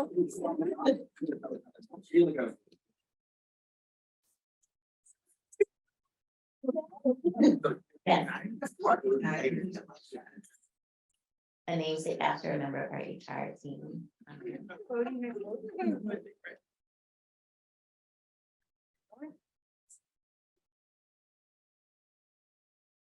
Weisburn Middle School, another really popular vote.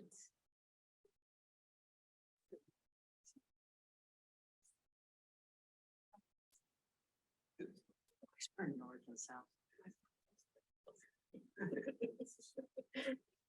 Okay. All right.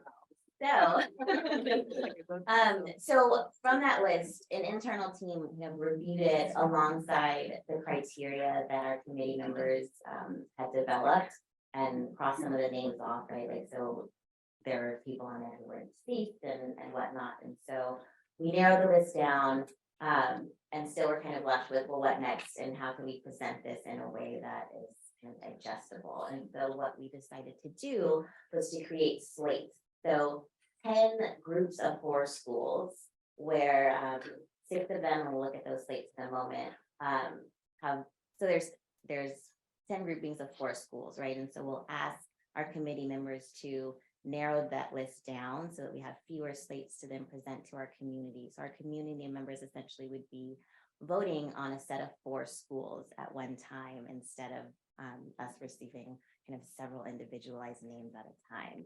So the feedback that we have been getting, it's reflected in the criteria that was developed, is that people want names that are related to each other. So they don't want something across the 4 schools where the school names aren't linked to each other in some way or related in some way. And so these slates, for example, some of the one slate might be street names, right? Or general areas. You'll see, well, let's just go to the next slide. Oh, we have the power here. Okay, so 6 slates related to locations. You can see, or you might notice with slate 1 and slate 2, they're the same, but 138th Street and Cabrillo are switched. So there are those 2 options there. Same idea with slate 3 and slate 4, where 138th Street and Cabrillo are switched. With slate 5 and slate 6, those are street names, and so the big differences there are with Anza and Dana.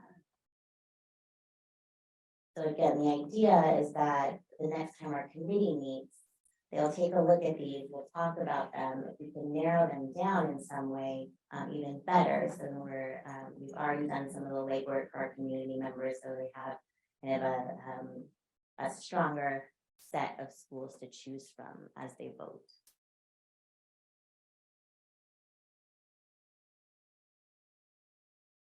Like one of those exercises, what's different?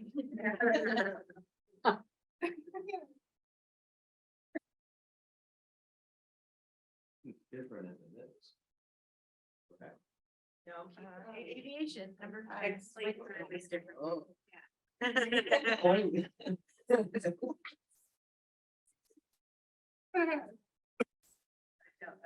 Anza was the same too, but it's not.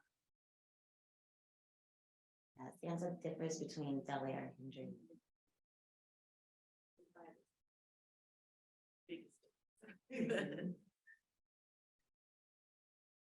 So the 2 names I'm a little confused by. Sure. The 2 names. Like Wiseman Elementary, Rio, Wiseman Middle. Oh, right. Choose, I'm sorry, if you said that, I missed it. Sure, no, so the idea would be that someone votes on an entire slate. Oh, I'm So- sorry, those are telling us which school is. Okay, yeah. Renaming. You're excused me. Yes. Sorry about that. So yeah, so there's a potential listing of the new name. And then next to that. Well, I'm sure you were confused, right? Someone else can be confused too. So right, so there's the list of the potential new school name, and next to that a dash and the what that school name would be replaced. Thank you for that clarification. Okay, so we have these options again, which during our next meeting, our committee members will talk through and hopefully narrow some of these down. And then for our individuals, again, our community members are asking for themes or related names. And so took a look at that long list of 91 suggestions and thought about ways that some of these names are connected. And so you see here that there are 4 slates, an aviation theme, prominent American figures theme, pioneers, and a STEM theme, and then a cheat sheet to the right, in case your history is a little rusty. Very clever, very well done. It is well done, thank you. Thank you. All right, and so with that, some next steps, a tentative timeline. We hope to have a meeting with our committee within the next few weeks, to again narrow down some of those slates. And just kind of take care of a few other things. We had a very interested kindergarten class who presented the committee with a letter about their ideas and suggestions about names for their school for Caprio. And so we owe them a letter in response, and so our committee will address that as well. But a main task of trying to, again, help our community digest some of this information so that they are able to participate in this process to provide us with feedback. For a survey that would go out in mid-April, it would stay open until the end of April, and then again, hopefully we're able to return to the board with an update and recommendation in May for the final update. That recommendation would be in the form of potentially two slates, a slate on, I think when we discuss it, right, there'll be a slate geographic and then a slate person, and then basically we'd be voting on one or. Exactly. Right, so the survey could be kind of developed in two ways. One, just vote for a geographic slate or an individual slate, and that's that. Or we can ask maybe 3 questions and say, what's your preference, geographic or individual? And then, you know, just in case your choice isn't selected, what's your preference for a geographic slate or an individual slate? So, Dr. Ingram, first of all, thank you. What I truly appreciate is this process. It's wonderful. Everyone's been solicited with input, and I think it's creative. And I'm looking forward to the recommendation. I think when did you say, April or May? May. Okay, I'm looking forward to it. Any questions? But thank you. The process has been great. I know this has been a lot of work. So thank you. So how will, on my walks, I am still stopped by people talking about this topic. So, how will people be, and how will they vote? How will the community vote? And it'll be all the community, right? Not just parents or. Right. Okay, and how's that gonna happen? So the process will look similar to kind of the initiation of our first survey, where a lot of different community groups were contacted. We are working closely with Erica Porter, our communications consultant, and she has some great ideas. So we know that our families want a paper flyer, and that we get a lot of responses when we hand out those flyers. And so that's one idea, to make sure that our Wisebird families know that the survey is open. We'll be using social media and different ways where folks can respond. So not just one form electronically, but using multiple formats that Erica has seen that are effective in our community. And then again, reaching out to those local groups to make sure people know that the survey is open. So if they get a paper, if they choose to vote using a paper copy, what will they do with that copy? Well, the paper, what we were thinking is that the paper copy would be more to let them know that the survey is available. Okay. But the survey would be electronic. There would just be different ways electronically that people can vote. What if people don't have an option to vote electronically? Would we accept paper responses? That's a good question. We think we should definitely make sure that everyone who wants to vote has a way of voting. I would really request that we have some sort of drop-off point, maybe here at the district office or some sort of a library or something where people could drop off paper if they choose. Right, put a box up in the schools. It'd probably be easy just to have a Dropbox where if somebody in the neighborhood could just drop one off their career or data, or so we could just ask our schools to have. There are also computers at the library, at the Wisebird Library, so, you know, we could also encourage folks to use the Wisebird Library computers if they have access to their own. Some of the folks that I run into would probably be intimidated to walk into one of the schools. And they might also not go to the library. So something that's kind of non-denominational in that way, that is, so the library itself is good, maybe not to use the computers there, but someplace to just drop a form. is not. Electronically, you're able to track who submits. That's the only problem, right? Because if people vote more than once that way. Yeah. Mhm. Yeah, we've talked about that as well, and there's definitely limitations to the checks and balances of how many times people vote. Anyway. Somehow I'd like to be able to capture folks that may not be comfortable voting electronically. Okay. One other comment I made, just, in addition to the total vote, I might suggest we also look at percentages by constituency. So for example, students represent X% of the vote and teachers represent X% of the vote, even though they may not be equally distributed. I like to see overall, but I'd like to see, so one is not overly sampled and biasing the total result, but we get a more distributed response based on constituency. That's a really good point. So will the students vote at school? Or will they vote with their families? So how we've done it in the past, or how we're in the past for us with, there's a survey went out to families.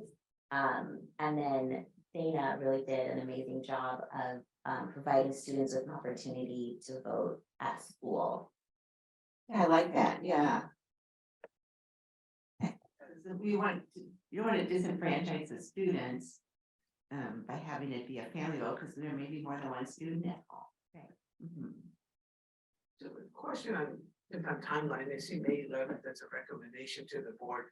So that's for information, correct? That's coming to the board as these are the results.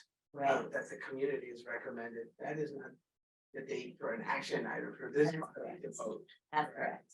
So We want some time to digest the recommendation, which is 2 minutes, but here it is, so. So we were thinking similar to board policy, that we would have like first reading, first intro of the slate. Okay, To the board, and so then we would be bringing the action item on May 1, whatever that second board meeting is.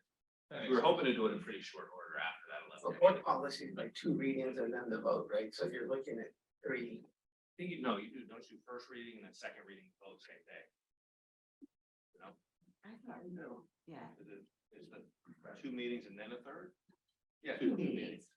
So it would be on the second First reading. reading, second reading. That seems efficient. Which is fine, Yeah, okay. I just didn't want 2 minutes. Right. 2 minutes is great.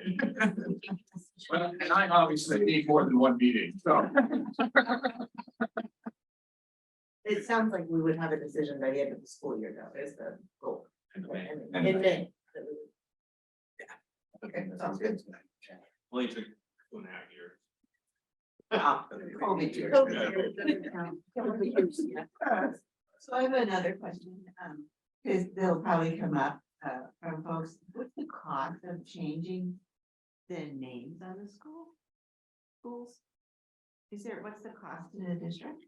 So the current signage, the last estimate was around 30,000 to 40,000, but I think as we, the question is going to be, do we want to do the same type of lettering, the same styrofoam lettering? Much of our styrofoam lettering at Dana has to be replaced anyway.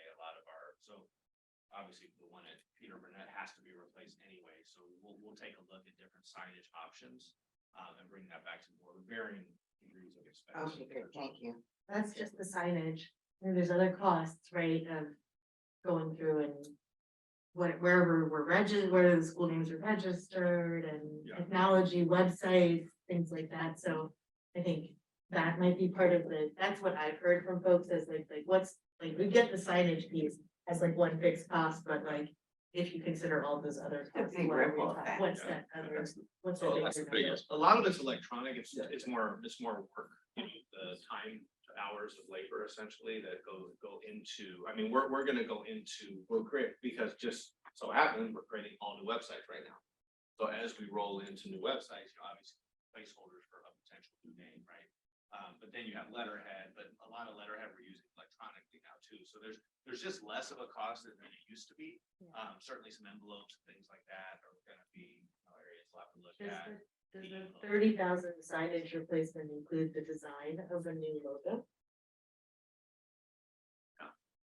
Because that I would imagine that each school would have a new mascot logo, like what, you know, like you can't use the C with the bear or Cabrillo if it's not a C name. Right? Like, So I suppose we could look at some of this. I mean, I think the idea was to hopefully keep the same mascots. And that was sort of, I think, the direction that CIC thought we brought that. There was a lot of eggs for changing. And so if we do that, you know, then we would, yeah, so we have to see, we have to change the D in Dolphins, you know, because I do. the B on the bulldog. So yeah, we'll take into account. I know Eric could probably help out with that as well. I just want to make sure that we're like thinking comprehensively when we're giving the community an idea of what the cost is. Because I think that's been a sticking point for some folks that I've listened to. Let's make sure the names and the mascot kind of coincide, right? No, it's gotta be whales instead of dolphins.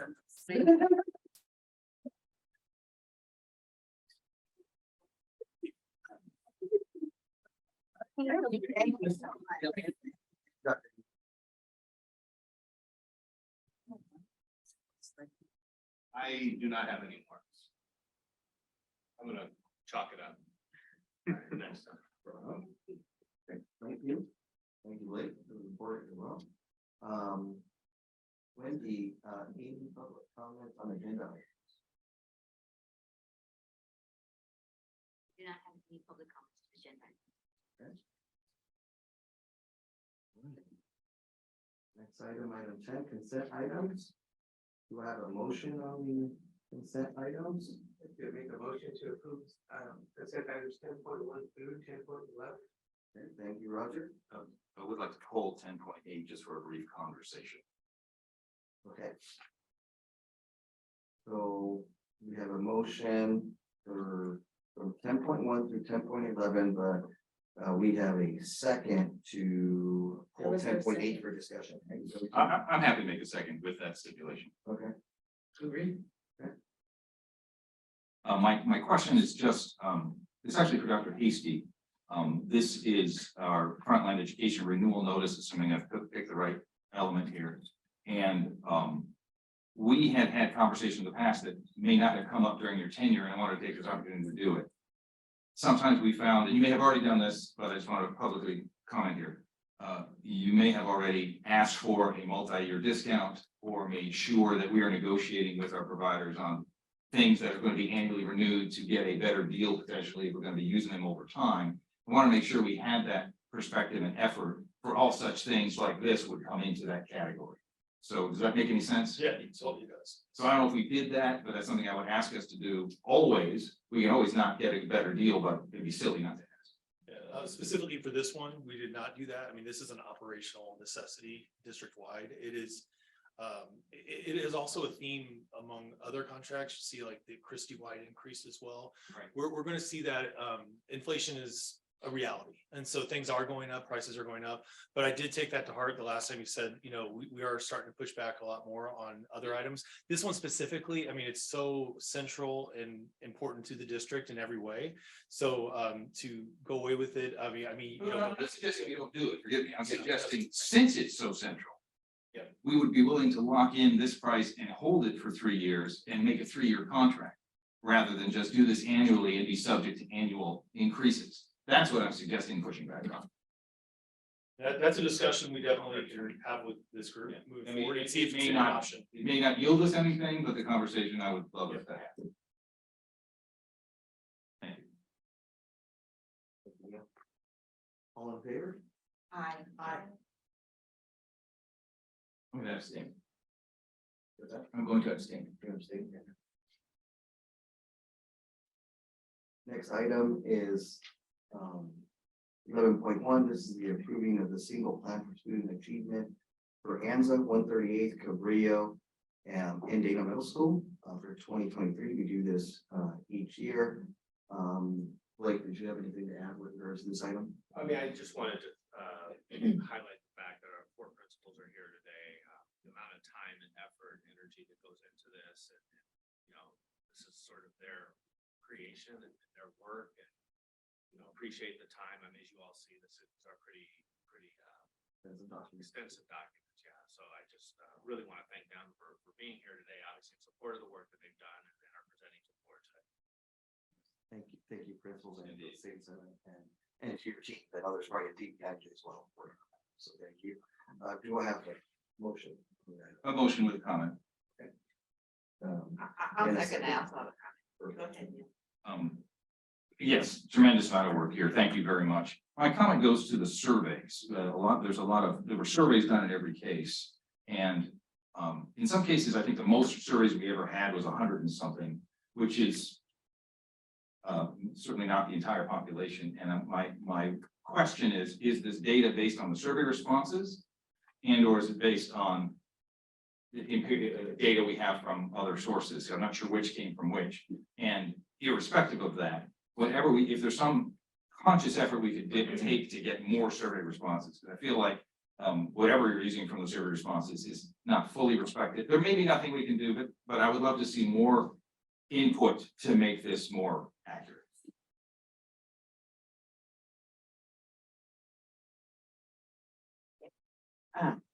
My comments have to do with a real sort of compliment to the individual folks who are working on these documents, because it could be very much a boilerplate document.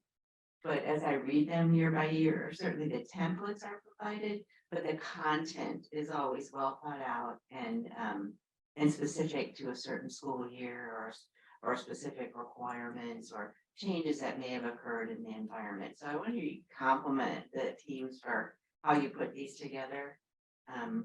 And appreciate the fact that you really do put individual effort and different effort every year into these documents, meeting the needs of the individual schools. So I really appreciate that. Thank you, Joanne. And Neil, I took your response as a comment, and I don't know if you had a question and we're expecting maybe. It's just a request for the future, just to explore that. Okay, thank you. Thank you. But again, as Joanne said, tremendous amount of work and well done. Thank you. Thank you. Okay, and do I have a motion on the item? I think we motioned. Did we have a motion on this item? All in favor? Aye. Okay, the next items are facility action items, and I think we're gonna take these one at a time because I think anticipate questions. The first item is item 12.1, adopt the resolution number 22/23.14, California Schools Healthy Air Plumbing and Efficiency Program, otherwise known as CalShape. Blake, did you want to add here? Yeah. Any comments? Sure. I mean, I just want to say that, thank you to hard work from our friends at King Consulting. We're able to have this opportunity or pull this opportunity together. For this grant, in order for us to spend this money, we just have to pass this resolution. So this is more to allow us in operation to be able to spend this money and get some of our system success and all of that. Any questions from that comment? $416,000. Thank you very much. Okay, do I have a motion? I'd like to make the motion to approve. Thank you, Roger. Second, Second. thank you, Rebecca. All in favor? Aye. All right, Thank you, King. let's move to item 12.2, adopt resolution number 22/23.15. This is California Uniform Public Construction Cost Accounting Act, otherwise known as CUPCA. And Blake, are you gonna? I am not. You're gonna ask Dr. Hasty and possibly you to come up. I was just going by what you took it. with. Well, I do want to say a few things. I mean, this is a good thing for the district. I can keep it very simple. I agree. I'm just not gonna explain it. Yeah, I know. Well, and that's why Jonathan, you get ready because it's simple to a degree. But bottom line, we're going to be able to increase our bid limit. We'll still do the informal bidding up to about 175,000. We just don't have to go through that formal. We'll be able to expedite services. And so the limits I understand, like for the $15,000 limit, the 109,000, we can increase those. And especially as we're getting into this movement with the bond, any of these little things that pop up, we're going to be able to move a lot more just quickly and more feasibly. It would be a good thing for the district. And Additionally, to give context, many of our neighboring districts, Cincinnati, I know Torrance, they're all Cupca districts. And overall, what that means then is we will look at our any entities we work with, the construction or these groups, they will be Cupca approved groups. And so you pick from that group. And I know Jonathan brought this to me early. Can we get Cupca, because that would help move things a lot faster. And so this is a great resolution for the district and for us moving forward. You can actually say what it is. Yeah, what it is. Yeah. So it's the resolution. I mean, again, it's, I see all of that, but. yeah. So it allows, what does $175,000 mean? What can you do with that new number? Okay, so what the 175 means, our before limit was 109 and now it. Limit of what? What we have to bid on. So if we want to do a project and it goes over a bid limit, yeah, we would have to bid on it, and we have to follow a process that's governed by statute. And is this for expense or capital? Capital, as I understand it. Yeah. And Yes. expense. It's mainly, it's for construction projects, California Uniform Public Construction Cost Accounting Act. So like Dr. Hasty said, the key benefit is before for construction projects, anything over 15, you would have to competitively bid. When you opt in the Cupca, that increases to 60,000, so you can enter into direct contracts for up to 60,000. Then the $200,000 threshold is informal bidding, is talking about the list of pre-approved contractors. Anything above 200, you would do the formal bid like you do. Now, this is just for construction projects. The other limit that Dr. Hasty was talking about, the 109,300, that's for goods, materials, and things like that. So, or maintenance and repair. So that has a higher threshold. But we could get into the details, but that is essentially what you're doing, is taking advantage of increasing the statutory thresholds before you have to go to public bid. So when we say a construction project, the assumption is that that is capital. Capital meaning Routine maintenance would Routine qualify under your maintenance. example? one wrinkle is you have to clearly say that you're going to include maintenance into your Cupca program. So I don't know if the resolution does, but if it does, then everything is covered. Anything related to construction, repairs, maintenance, that will be. Now, we can do it later, but that was just something that some districts do or don't. But again, there are some benefit. The benefit is you don't have to worry if it's a repair, maintenance, construction, anything related to capital improvements, facilities, it's covered. If you don't include it, you're going to have to distinguish, is it a maintenance or repair project versus construction? If it's maintenance or repair, you got to take it out of Cupca. The downside is what Dr. Hasty was saying, the limit for maintenance and repairs and goods is 109,300 now.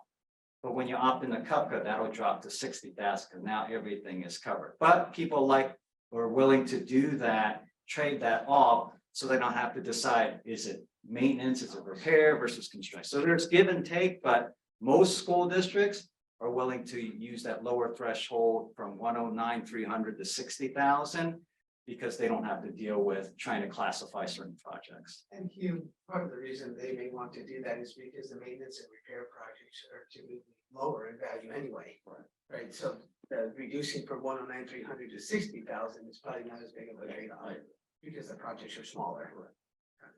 There's also this delivery, this procurement method also speeds up the bid time, right? Usually you have to advertise and it takes, over 2 weeks and so forth, and you can actually shorten it to 10 days, I believe, right? Yes, anything, especially projects under 200,000, it makes it much more quick. More than 200,000, it's about the same. So to clarify what I meant by construction or capital or expense, I guess it depends on the source of funds. So I would guess maintenance comes from general fund and construction projects would come from bond funds or some sort of account that allows for depreciation of assets. Yeah, it could. And so remember, we have routine restricted maintenance. You're right, the maintenance. We have deferred maintenance. And then we also, you're right, the fund would be for the construction. So again, it depends on the project, and I know it's mainly capital would be for construction. So this doesn't differentiate between capital or the source of funds, let's say, for the project. No. Okay, is who decides if it's construction? Is there a definition for what that is? Yes, there's a statutory definition of what construction is, and the act defines those, cites to those specific statutes. Okay. All right. So Hugh, I have a question. I'm sorry. Go ahead. I was just gonna say, so like your mic's not on. So, you know, the question I have, so I'm looking at the resolution. And you had mentioned that there is some flexibility for maintenance and for maintenance work or repair. But that has to be specified in the resolution, is that correct? Yes, and again, I probably should have coordinated better, but if it's, if you want to include that, then it's clearly in it. Right. Some school districts did not do that, and then you just do a follow-up resolution, so that can be done, but again, it's really on the district's, their choice or decision whether they want to include that or not. It's not mandatory. Some school districts don't, most of them do, just so that they don't have to worry about mischaracterizing certain projects from one construction to maintenance or repairs. One question I have is obviously this is the adoption of the resolution. What is the process now to become CUPCA? Is it simply you adopt the resolution or is there other action that is required? Now, you pass the resolution, my understanding, then you deliver that resolution to the Secretary of State. I think it's some up to the state, and then they register you as part of CUPCA. Then there are certain things that staff will do to, you know, keep track of the costs, and you have to do a reporting of that, but it's pretty straightforward. So I'm just curious because I don't see those words in here, whether we want to just do another one later, or if you want to have us vote on it. I mean, I almost feel we don't have a project coming up now that we'd be using CUPCA for, is that correct? Maintenance repair side. I'm just Or, curious. I mean, I'm looking at John, yeah. So adding that, I was looking at you just to think, if there's not anything in the next 2 weeks, we do have a board meeting and maybe we would just bring that back as, with those added terms in there. Very well do that. I think the item that we made. Oh, I'm sorry. The items that we may bring forward, have already been up to bid for about 2 weeks. So we're already covered on that end. So we wouldn't need to utilize CUPCA, from any upcoming projects, at least for the remainder of the year. There's no downside to just approving this resolution and bringing back an additional, I mean. I think it's cleaner if I just coordinate with Dr. Hasty, just making sure that we just do it at one time.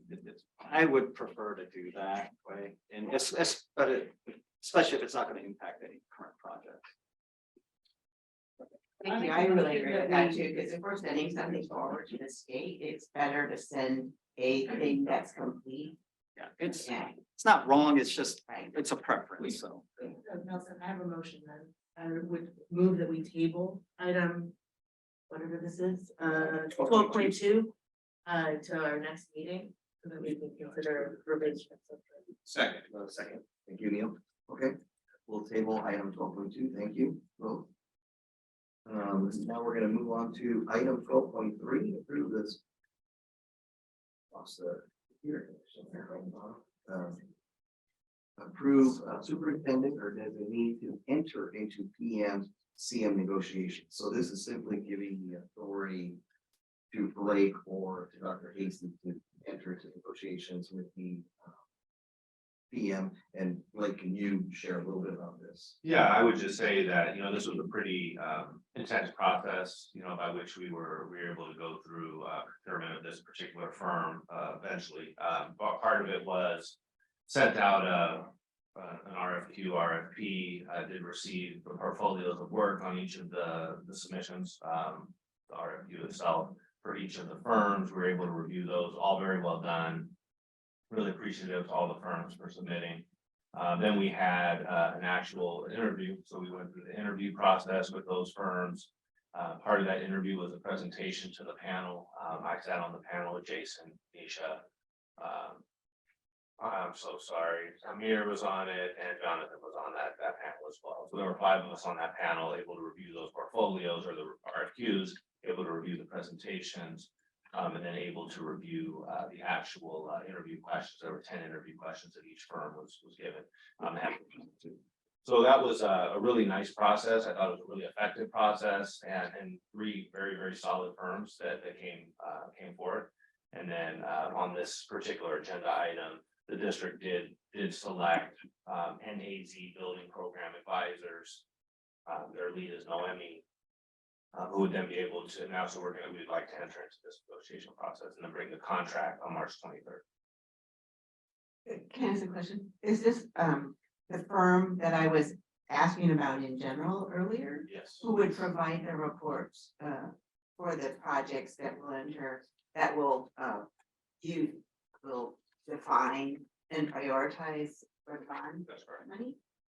So does the company that you're picking here, I haven't seen anything else but this recommendation, do they have a solid reporting platforms that they use, and do they have what is it about them that gives you confidence that you'll get we'll get the information we need in a way that's digestible and predictive?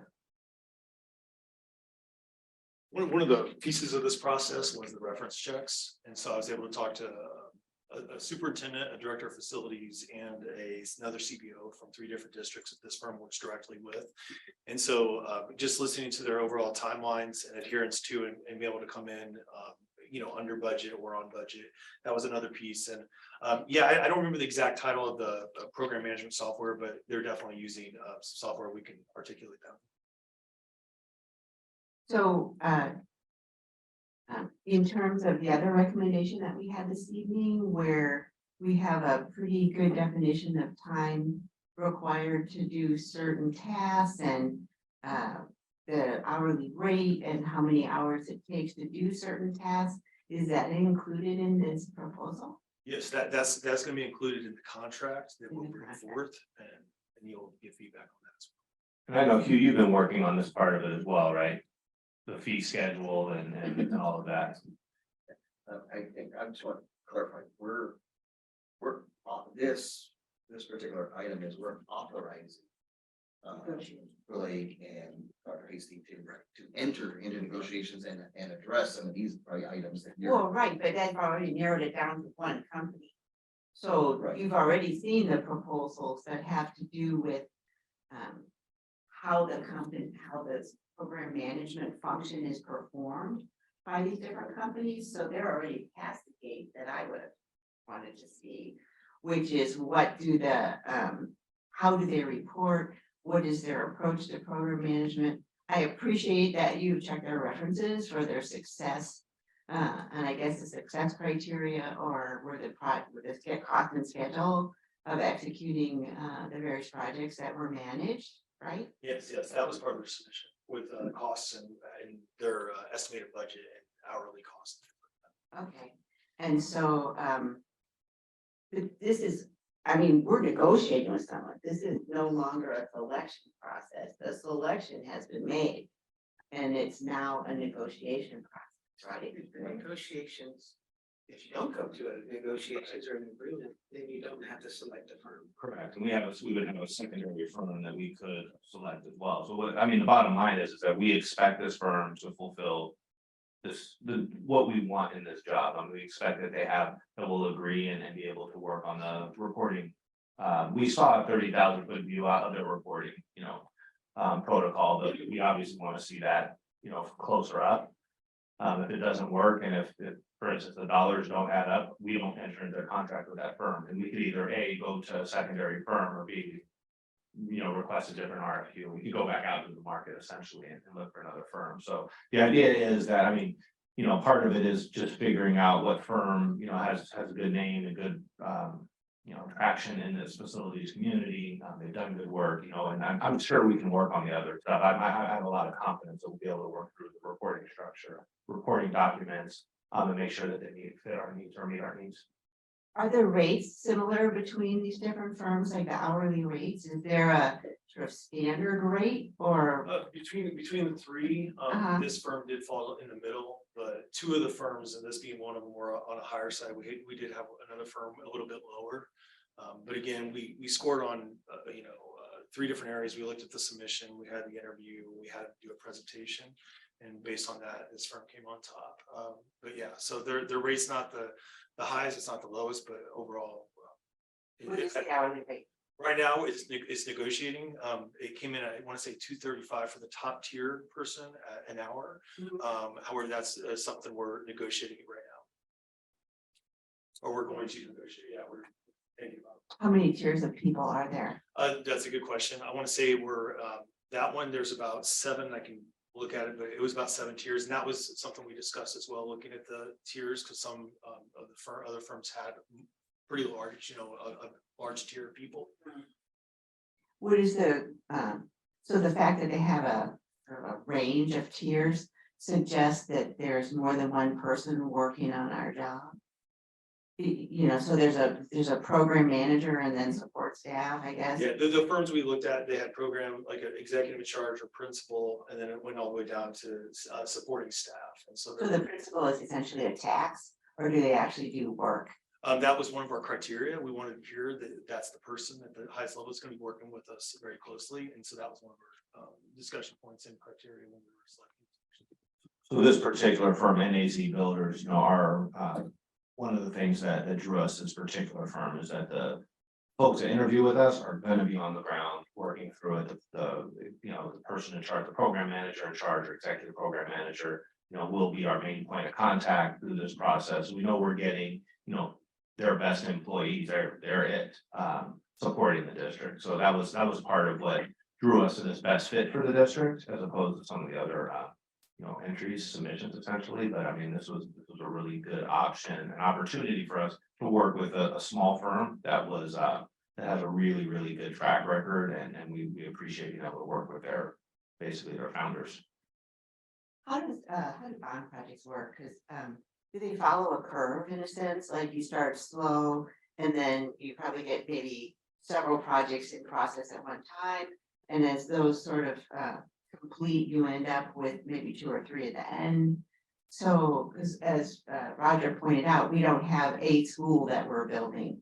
We're doing multiple projects for multiple locations.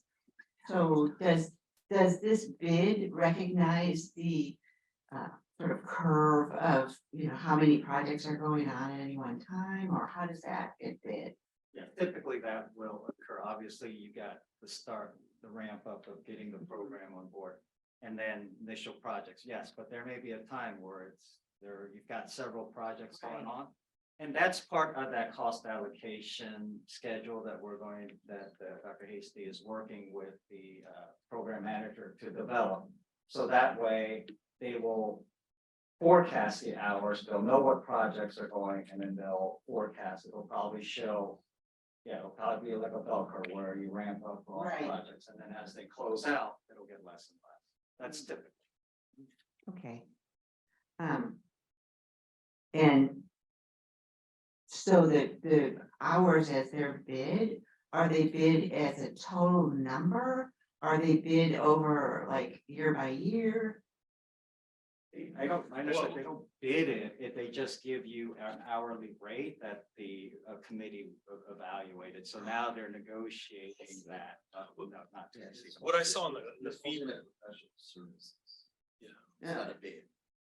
And so what I saw in the fee proposals, you see the hourly rate, and then they'll look at biannual. So every year they'll look at a percent increase, max up to 3 years. And so that's what I saw in the percent. So it's like 1 or 2% each year. Actually, maybe I need to rephrase my question.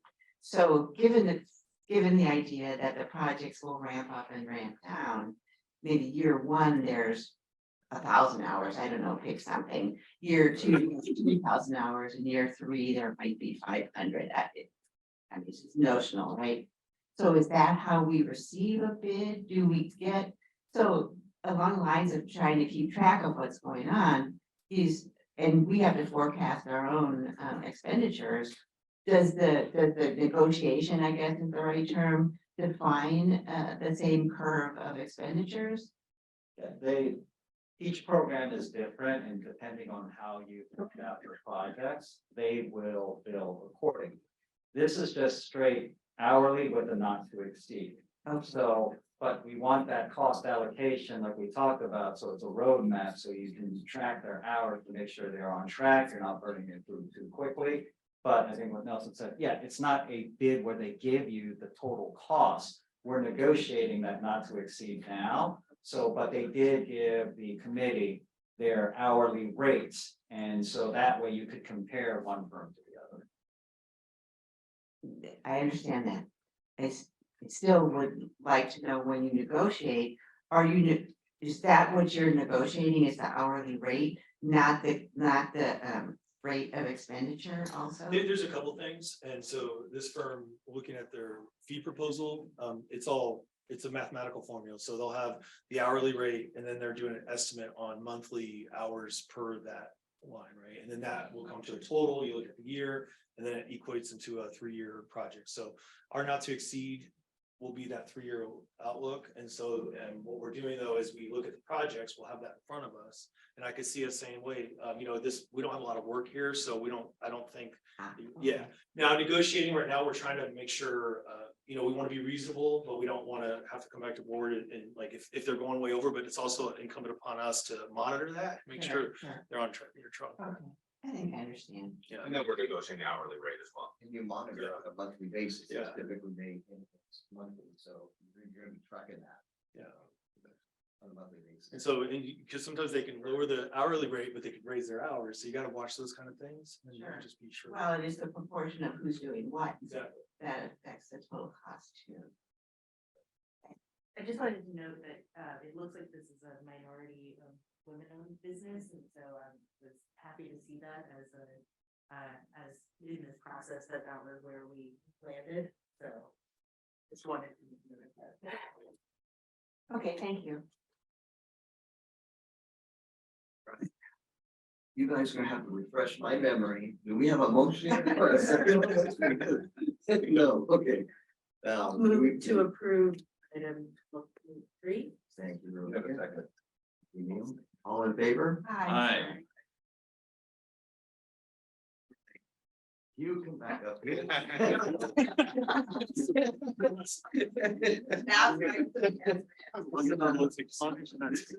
12.4, consider approval of resolution number 22/22.19, adopting procedures and guidelines for the selection of a leaseback contractor per education code 17406 for the Wiseman High School soccer field project.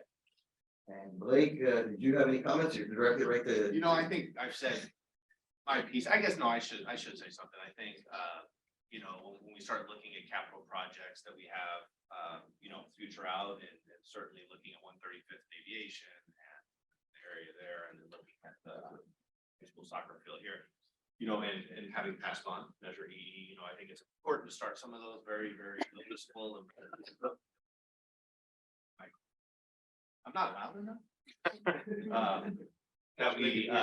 That we look at some of those very noticeable projects. I was sharing, sorry if I wasn't heard, that basically when we look at 135th and Aviation, the empty field there, when we look at our field here behind us, so 201, those capital projects are very important and definitely ones that we want to move on quickly to just provide these safe playing spaces for our kids and the community. So looking forward to working through this. I think the lease back method is one that we recommend primarily to make sure that we get the right fit contractor to do this very specific sort of niche or unique work. It's a very specific working on a field. So this allows us to work with a contractor, ensure we get a contractor that is actually specializes in this type of work. So looking forward to doing that. And I think I'll let Hugh maybe talk to some of the details of lease back up. We can get into details of what lease back is, but for this agenda item, I know it's a lot of documents, but it's written by attorneys, so that's why. But essentially what it does is this is all statutory driven, so the board has to approve the use of leaseback for this particular soccer field project. And what we also did was to have the board approve now all of the form documents. These are just form documents and they're subject to negotiation. And there's a delegation of authority to make minor changes, but the final agreement will come back to the board for final approval and ratification. So it essentially approves the use of leaseback, approves the RFP document, which is one of the documents, approves the leaseback contractor providing pre-construction services, meaning that they will help in the planning to eliminate potential errors, omissions, and problems in the project, and also to approve all of the leaseback contracts. So that's why there's so many documents involved. But I think a lot of school districts do that. They'd rather just do it in one fell swoop. That way we don't have to keep coming back. So that's what essentially this resolution and this board item is about. Can you explain, in not attorney language, what a leaseback is? Okay. To give you some history, it's been around a long time. Initially, it was set up as a financing tool. And this is before what we have now, the school facilities program, where the state apportions money to school districts based on applications, ADA, whatever criteria there is. So before the state funded these projects, leaseback was a financing tool. Essentially, you own the property, so you're leasing that property to the contractor, usually for $1 a year, at least that's the minimum. Then they are leasing the site. Then what they do is then the contractor subleases it back to the district. That's why it's lease back. That's how they get the term. Then, as far as that sublease, where the contractor is subleasing it back to the district, you are making sublease payments, and that sublease payments are essentially when they're doing improvements, doing your construction project, you are paying basically the value of that. So it's essentially progress payments on a typical contract. So it's about as simple as it can get. But again, it was a financing tool because usually the contractors would finance it and then you would, because you don't have to pay it up front. You're making sublease payments as it goes along. But now with apportionment, you can pay that up front now. But the benefit of leaseback was you did not have to go through the competitive bidding process. So that was the unique situation. That was the desirable aspect of leaseback. Now that got curved back when they changed the statute. So now you have this more rigorous statutory process on an RFP. But before, you essentially could pick whoever contractor you wanted. But now there are certain restrictions, and that's what part of the agenda item that we're doing. So what is the remaining benefit of leaseback? Let me Sure. I understood this in the past before this additional stipulations. If we contracted directly, we're subject to all kinds of regulations and stipulations that schools must do. But if we lease it to a third party, they can do all the contracting, who is not subject to all the stipulations that a school would be subject to. We just lease it back. That was the idea originally, is that correct? No, they would still meet those requirements. The key was the competitive bidding requirement. So that one in particular. Yeah, that was the key. That was the main issue, because when using a finance to the intent was you didn't have to go through that competitive process. That's still the case? It's still the case. Okay. Now, you don't have to do competitive bidding, meaning that you issue the bids and you have to pick the lowest bidder. The RFP goes through criteria, not just only price, their experience. Dr. Silvers was saying, experience with these types of fields. So we worked with Dr. Hasty and everyone to make sure that we included those types of specific questions. So you'll see in the RFP, there are 3 or 4 of a set of questions regarding soccer fields, athletic fields, those types of questions. And the benefit is, you know, with a bid is whoever walks in the street and they're qualified or they meet the licensing requirements, when they submit a bid, it's like a forced marriage. You're in a contract with that person. Here, it's more of a team approach. And with the pre-construction services agreement, you're allowing them to be involved in the process early. They try to look at the plans, and it's more of a team approach. And in the contract itself, it's an open book accounting. They give you all of their costs. They give you what their profit's going to be. And so everything is open. So it's more of it promotes more of a team concept. Now, Are there bad problems with lease leaseback? Yeah, of course, but in general, the chances of a successful project are increase higher with a lease leaseback just because of the partnership type of atmosphere, rather than just a competitive bid. So this is, I think, more of a question for Dr. Silvers. This particular agenda item is for the soccer field. Correct. Will we need another one? Should we use the same process, which strikes me as we probably would for 135th? Would we combine this to give us the opportunity to have to do that again? So let me ask you that. So the question came up from a board member that we have this other field. And they were wondering, and the question was, if we lump these two projects together, would it be like scale of economies of scale? Can, so, so when we were initially talking, we made it for the soccer field. Some have just given a blanket resolution to use leaseback on any project in the bond program. And then you would delegate authority to someone to determine whether it was leaseback or not. So it's very flexible. So to that point, it seems, I like that. it seems it would be logical to put the RFQ, whatever process it is, to have multiple projects to get a better, more economies of scale bid than each one individually. So if that's my logic for this, I think we're talking about. If so, then I would suggest we remove the specification of one site and make it open. Is that Yeah, doable on you this can agenda? do that. We would just add it, make an amendment to this Do item. we need to table the item so you can make the changes to the Yeah, I would. documents? I would. Is there any urgency that precludes us from doing I that? don't think there's any urgency. I think we can bring it back and keep it general, because I think what we want is flexibility to enter into a leaseback delivery method for any particular. Yeah. So, Simultaneously. yeah, based on the board input, yes, we'll try to make it as flexible as possible. Okay. So I move that we table this for the changes that we've discussed here.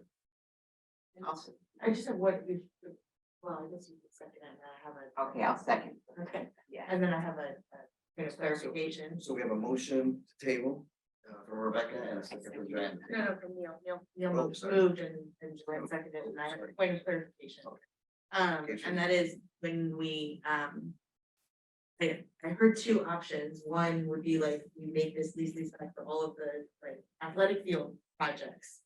Or are we talking about doing a blanket lease back, like delegation for all bond program activities? Because that's sort of what he recommended as like one option. So I just want to clarify what we're. I probably should, the blanket meaning that you can use this resolution for any project you decide to use leaseback. It doesn't mean you have to use leaseback on all projects. So the board may not want to use leaseback on certain projects, you don't use it, but if you want it on certain projects, you do it. You've got it already. I mean, because of the timing, I think we were looking, the reason why we put Whiteman High School on this is because we were looking, the soccer field is just the speed at which we wanted to get that done. But, you know, as we go into, I'm sorry, Ryan. So question though, if we, I mean, I know the motions have been made, but in terms of schedule for the Dana West project, that project is significantly behind in terms of design. Correct. We probably, and design and submission to BSA, that project probably won't be ready to actually go into construction for a good year. So if we bundle that project and the one here, that's essentially saying now that we'll delay this project for a year. I don't think we're Which I'm bundling the not projects. convinced that we should do that. Yeah, I don't think the goal is to bundle those projects. I think the goal is to make lease back an option for any project that we choose to use it. So I understand that. So I don't think it'll work. On that note, could we, just a question, could we approve, I think that's what you're going. Yeah, that's what I'm saying. I approve this and then bring back the general when you guys put us forward. That's what I was gonna actually recommend. I was just gonna say, would it be something where we could just, so we can at least move forward with planning for RFQ for this, well, next board meeting, we'll bring a more general one, and we can still lump the projects.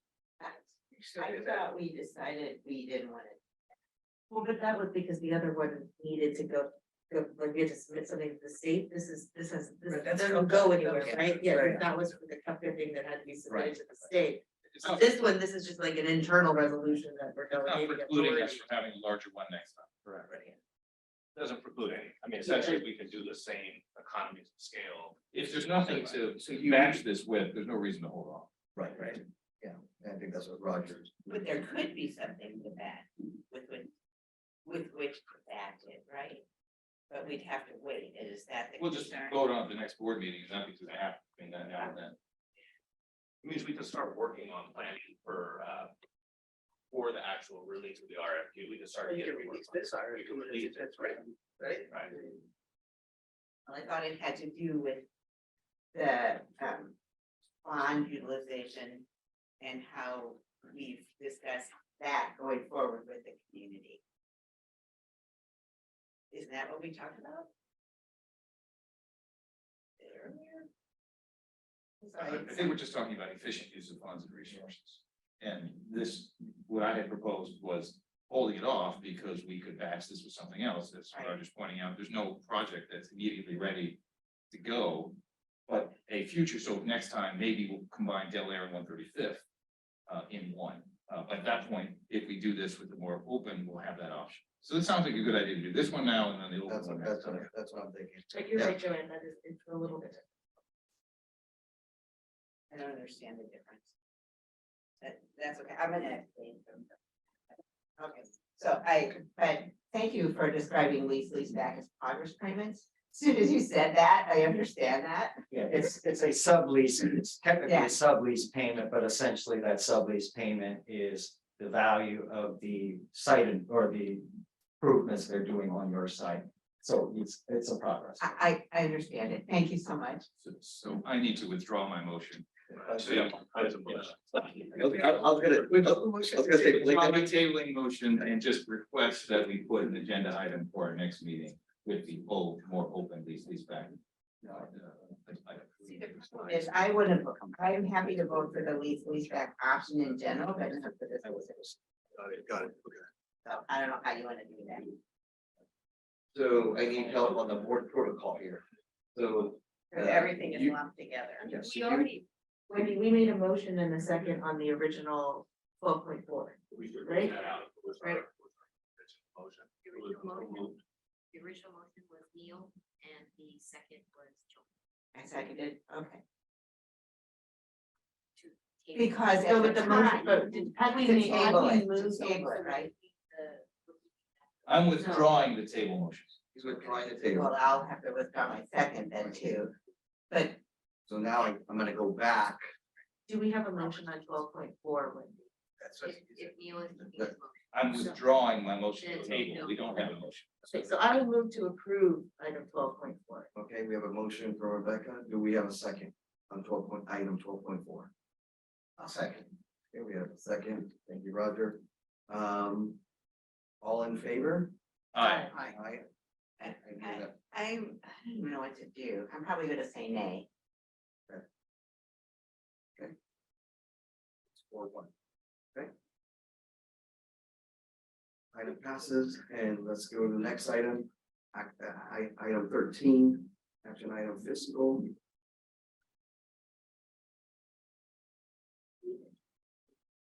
And I guess we'll just take this first item 13.1. And I think Dr. Hasty has a presentation here. So to speak. You got a small document. This is gonna be a good presentation. Thank you, Hugh. Yeah. Have a good evening. Thank you. I think you're good, so much. We got past facilities, so. This. See. Okay, okay, got it. Great. Okay, good afternoon. No, it's like, good evening. So I'm gonna get right into it, because I know it's a late night, but I'm really excited about this report, especially the growth we've seen. Is there a lag on this? Yeah, there's a lag. There's a little lag. Oh, just weird. Okay, let me try one more time. Wait, once.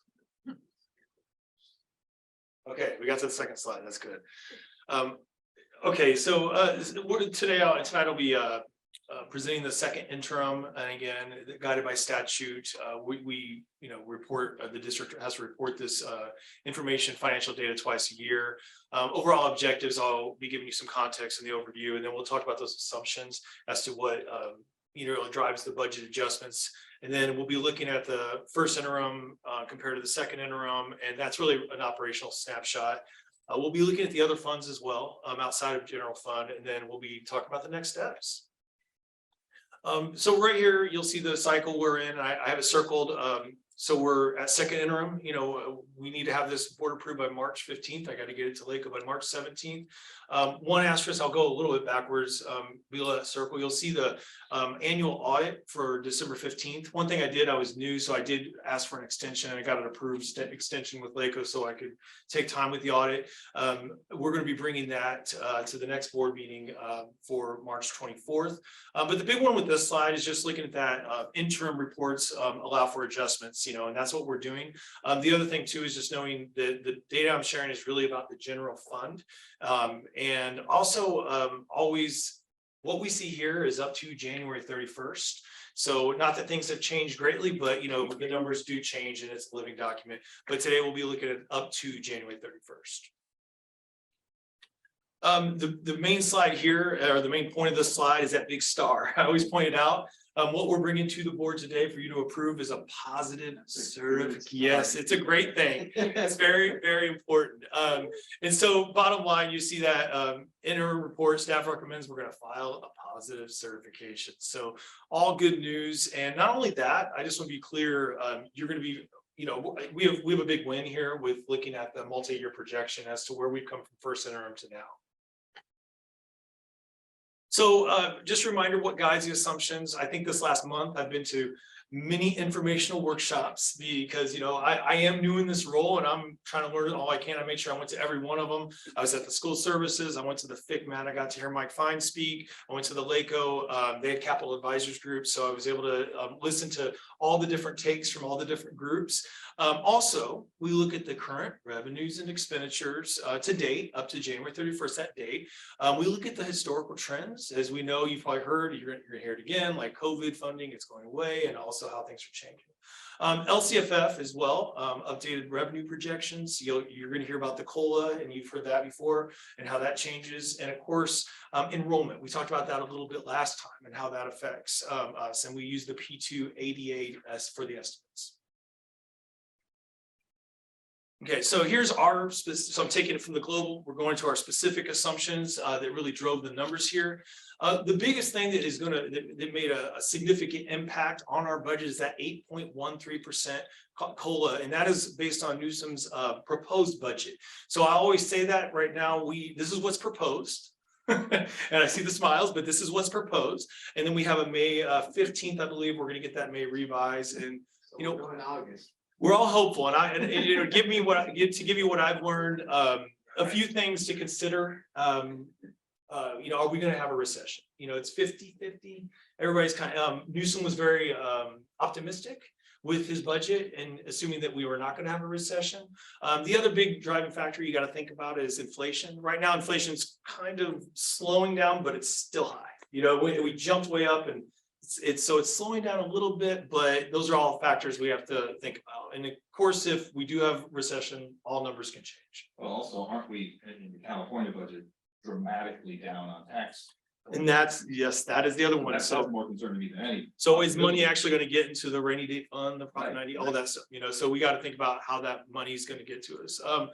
So the other piece here, you see the good thing from first to second. First, we didn't know about the COLA. We weren't sure about that ADA average. So typically you take the highest of the last 3 years of your ADA. So although our ADA dropped, we're still going to use a higher number, and that does make a significant impact. We did not know that when we did first interim, so that is another impact that will change our numbers. The other one, you see UPP, just a reminder, that's unduplicated pupil percentage. I always try to make sure, remind everybody, that is our low socioeconomic ELD, you know, underserved students, if you will. We're at 37.5, which is about right now, that's a tick up. I think we were 1.6 supplemental. That's what determines that piece of our LCFF, the supplemental grant. And that went up a little bit. So right now we're around 1.7, and we're going to just stick with that for the out years moving forward. STRS, or, you know, the thing about that is not going up. STRS is not going up, but it's not really low either. So it's going to stay steady. That helps with the planning process, However, CalPERS, you'll see it's moving up, and it, from 25 all the way up to 28. So here we go. I made sure you guys have some printouts if you need them. I want to make sure, I'm not going to go through this line by line, obviously, but we'll look at the first. One thing about this, what you see here, we're having unrestricted and restricted together. And I'm just giving you that bigger snapshot. In the first top part, you see the total revenues, and you'll see from first interim to second interim, that's a comparison. We did drop. We went from first interim to second interim. We dropped about 157,000, mainly because, and I think I talked about it at the last board meeting, was that arts instruction discretionary block grant. That is the one thing that Newsom put out there that he's looking at cutting at about 30% right now. And although it's not set in stone, we have to assume, just like we had to assume before with the ADA. But right now, that's going to be a reduction of about 314 for us. However, we're going to advocate. This is the time when you'll hear about the lobbying. We're trying to get Newsom to change his mind on this, and we're going to be pushing that as a district, because that's going to be a significant amount of money. And again, it's discretionary, so it's not as restricted, and it's good for us. However, right now, that would be the reason for that main reduction. For expenditures, you'll see we did have we increased our spending about 401,000. The biggest thing there, you see increased services to students and utilities. Now, I won't say this is any one thing, but if you look at services in general for special education, that's where that increase would be. But also, again, we had utilities. I know we all personally suffered from an increased gas bill possibly, but things like that are happening. And as I spoke earlier, we're seeing some uptick in services in general. Also, in the timing of things, we got to think about that. But going on down, and here's one of the other positive things I want to point out, and that's that other in and out. I want to be clear about that.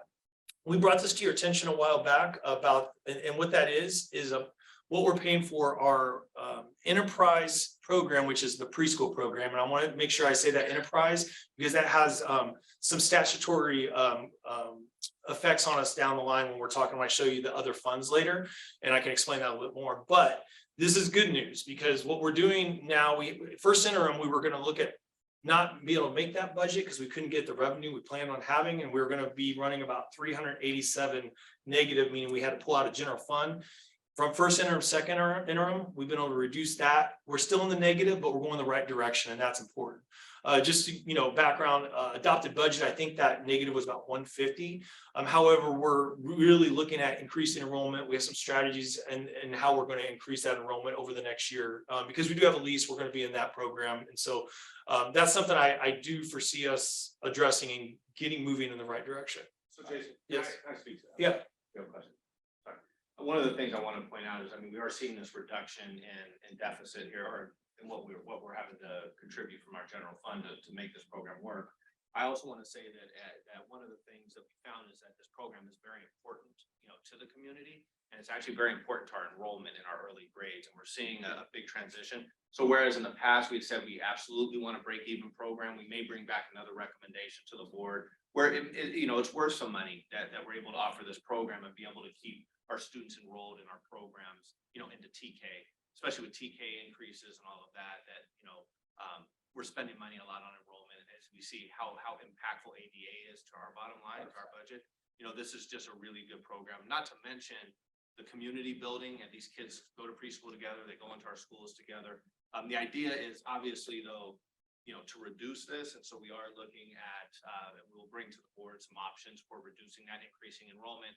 We do have a wait list that we want to tap into. We just need to make one adjustment. We didn't bring that to board this time, did we? We would bring to the board an adjustment on one of our facilities, modular. We can actually pull out a wall and serve more students, and then reduce some of the wait list. So we have some options. One other point, if I have, my numbers may be wrong, but my understanding with 1% ADA is about $125,000. I always say 100,000, but yeah, We were operating, I think, at an assumption of 94%. We had 97 in the past. Are we still operating that 94%? We're at 93.9 right now. That's our actual, or that's our ADA as of right now. So we do have. That's our in real time, right now. That's yes. I was hoping. But we have. Back up. Yeah. Wow, that's disappointing. Thank you. When the presentation comes through this enterprise program, that we've had several discussions here at the board in terms of the rates. because this is a parent paid program. I hear your recommend or comments, right? But for now, I mean, I'd like to study what those rates and those fees are, because if there is an encroachment into the general fund, now the district is subsidizing the parent paid program, which I'm not in support of, because it takes money away from another child's ADA, what we could be investing or utilizing to educate them, and this is supplementing someone else's. So to me, that's not a fair allocation of resources, because those weren't earned from those specific students. So I'd like to see an option of what does it look like to raise the rates so that not only a break-even program, but it backfills the monies that were taken from the ADA and those students to increase the program. So you just mentioned $200,000. The rate increase that I would be looking for would be rate increase to break even plus $200,000 backfill, and studying those years, because that's always been the intent of this program. I realize that there's a value to the community, but it's very specific to people that can afford the program. I don't want to do that necessarily at the expense of people that can't. So I would like to see those studies when it gets presented. I encourage us to look at that. I just want to move one comment. Dr. Silver and I looked at this extensively, as I know all of you have. One thing I want to just point out is each one of these students that's in our preschool program is more likely dramatically to stay with us through the life of their K through 12 experience. They represent a significant amount of money when you consider that ADA. So if we do not subsidize them and invest in these students staying with us, we potentially lose significantly more money over time, because we're losing year after year after year, time student after student after student of collective ADA if they go somewhere else. So I see this as I hear what you're saying. I don't necessarily disagree, but I also want to point out this is an investment in our future financial security. Perhaps the study that Roger's asked about can also come to us with the numbers of students that do matriculate forward.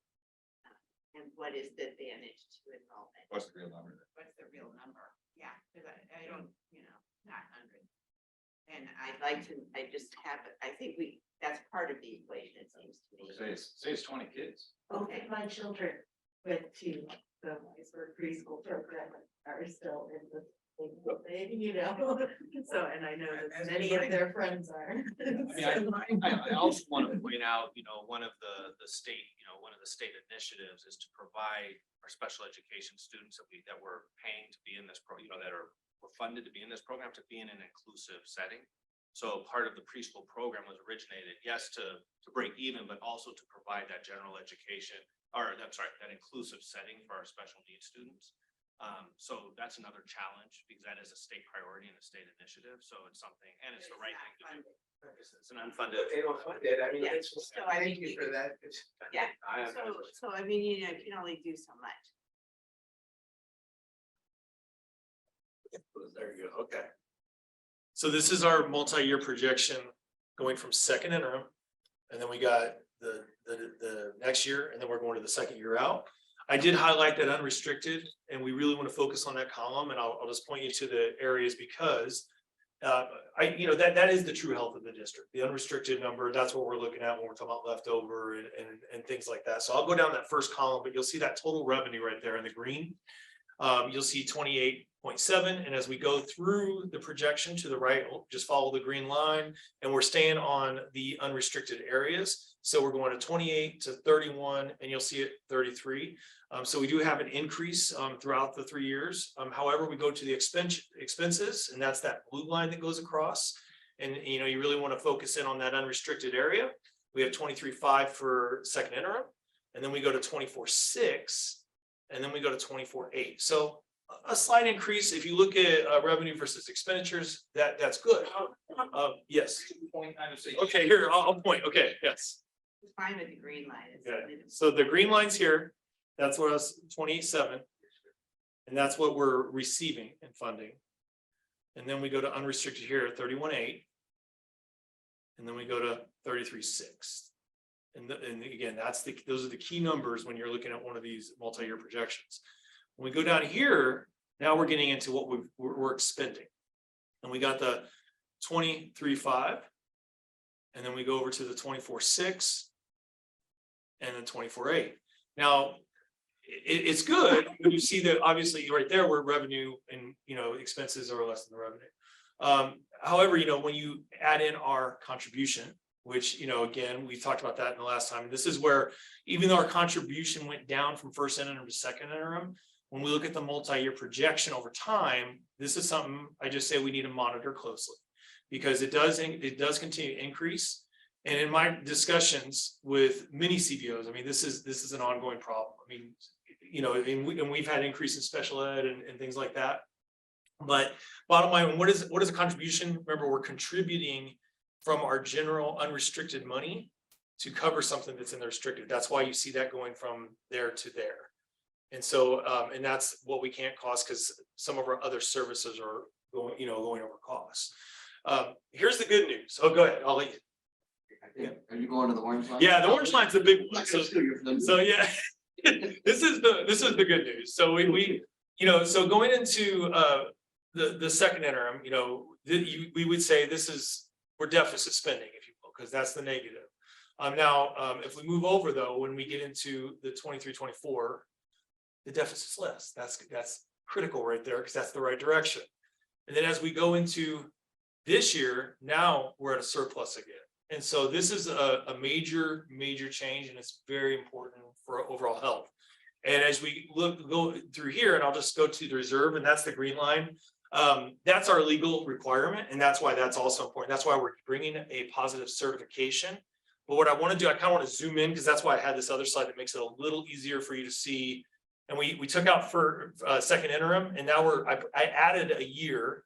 And I want to make sure you see that. Now we're going into 25-26. So we actually calculated this. But here's the big news, and that's in the pink. I made sure it's very clear for everybody to see. And this is our unallocated with our legal reserves. So we were dipping down, but as we move forward into the out years, we're hitting 1.5, and then we're getting to 3.9. So at that point, based on what we've done over these last from first interim to now, cleaned up a lot. We've worked, I mean, this team has been great. We worked really hard, but we've really been able to right this ship in a way that, even with some of the consultants we work with, they're surprised like how much we've been able to really make a big difference. So that would take us back to that 10%. And again, this is projections. I always say that, but where we are now and how we're reallocating, and again, the COLA, the ADA, and those things that we couldn't assume before, but we add that into it, and so that's where we're going. You get us back to 10%. You said 10%. Well, I think what you did. That's over. Yes, it is over. It's over 10%. Yeah. You're talking, that's fund 17. No, this is all fund one. This is our general fund. Okay, so but when we add, if we were at fund 17 and 20, it would be 14, significant. 15%. Yeah. So now I go. Can you go back to? Yes. I wanted to actually go back. I think one of the things to point out, to the previous slide. Yep. One of the things that I think is telling on this particular, when you start looking at, obviously, you see your deficit spending here.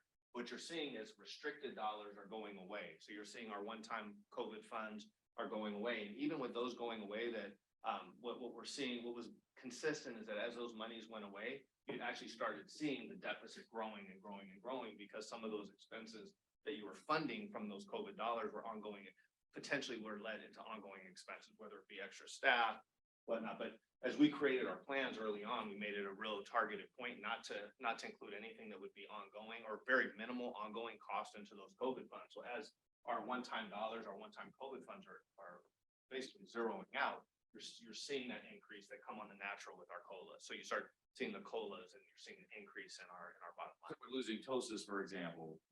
Right. But that's by design Correct. because we no longer have those funds. It was planned that way. It was planned to be a 2-year program and ultimately to support. We have this new money coming in for math instruction, for learning loss mitigation that we were putting towards math. So we'll have math folks that would be in for a short period of a program that we plan, and then that would roll off the book. So that we're continuing to move forward, but looking at those large numbers in the out years is really significant. And it's really atypical actually across the education space.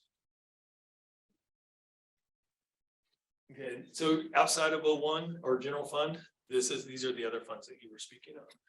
And so right here, this is just from first interim, second interim comparisons and where we are. We did have an increase in child nutrition, but again, we got some claims that came in. Although, you know, for me, I know we've already started exploring how we can better utilize that money. One thing before COVID, for instance, we would split fund custodians who were working in the cafeteria to clean up and do things like that. Those are allowable things we can do again. So looking at bringing those back, so we can start tapping in that money. Also, we do have some items we're going to probably bring back as far as equipment in the kitchens, and so that would be a piece of that where we would be spending that money down. But overall, with this one, I mean, if you go down the list, you see a lot of interest income. The 20 Fund 21, again, that's a combination of the past bonds, and we talked about that a little bit, the 303. You see the state school building OPS, and that, again, we had an increase there. That was that CTE grant that came in for the CTE studio, I believe. And then the other one I wanted to bring back was back to this, and that I always want to make sure we explain this. Since it's an enterprise program, we have a statutory requirement, and the best way I can explain it. So we're all in a small business and we all are going to put into a retirement fund. Well, we don't retire at the same time, but we have to show what if they all did, you know what I mean? So it's kind of one of those things that will create an arbitrary negative number that doesn't affect us that, in that way. Or it actually too could be explained as if those folks end up rolling into our general fund for whatever reason, if we end up having to, for whatever reason, which it wouldn't happen, but if it did, we have to show that as a liability. Yeah. So that would be the total cost of those folks in our general fund. What would we show, when we sell the first series of bonds for Measure EE, would that go in the building GO bond line? What I actually just learned about this, we typically do 21.1, 21.2, and that's how we have it. They're gonna look really good. Oh, they're gonna be, absolutely. Yeah. So that 21 is a combination of the past. To that point, would you report in future iterations, those monies not really in this? I mean, they're not. I would, because that's what we do. However, we're going to be reporting the expenditures of bonds on a regular basis, as Hugh spoke to. So that's going to be a piece of that as well. So it might be, yeah. I mean, We'll have separate tracking on our GO bond, Yeah. on our financials there. yeah. Good. The big thing is, go ahead. But just to point out, Neil, too, I know you see it, but just to state the obvious, I guess, you see our Fund 17, 749, and then our Special Reserve Fund 20 at $1 million. So you add those together, you're at 1.8 essentially, and basically double. And those are discretionary. They're seen as an extension of the general fund, those two accounts, and actually one other, which is we don't have a fund for special reserve for capital outlay projects. That's a separate fund, but those two funds are considered extensions of the general fund, meaning that those numbers are factored into our reserve. Okay. So you would add that to the top, or to the bottom, I guess. Yeah. Thank you. So the next steps, I mean, we talked about the May revise. The big thing, and I'm really excited because I've always worked on the programmatic side for the LCAP, and it's going to be interesting to be on the budget side. So working side by side with Dr. Harbeck to get the, work with the LCAP and get it aligned, and especially as we go into next year. The other thing too, I thank you to Wendy. She sent out the invite for the budget committee meeting, which would be, I think, April 13th or 14th. And I do want to also. Sorry, yeah. I'm gonna be unavailable until after It was just 16th. Okay, well, yeah, You got the dates. Good. great. So that's thank you. And then, and also if you have any topics, if you're gonna want to be heard at the budget committee meeting, I want to, just give me some feedback so that way it's useful for you, because and then the other one too, you see that one-time revenues, COVID monies are gonna wind down. 2024 is that deadline. We're around September. So we just want to make sure we're monitoring that closely. We're gonna spend it all. I think we are. I mean, right now there's a few account balances, but yeah, We're spend one-time money. we're gonna spend 100%. Well, I'm being a good CBO. I'm not gonna say absolutely, but we're on track to spend it all. How about that? So in That's the answer I wanted to hear. So, and then of course, estimated actuals and then LCAP, and then you'll see what is the budget adoption.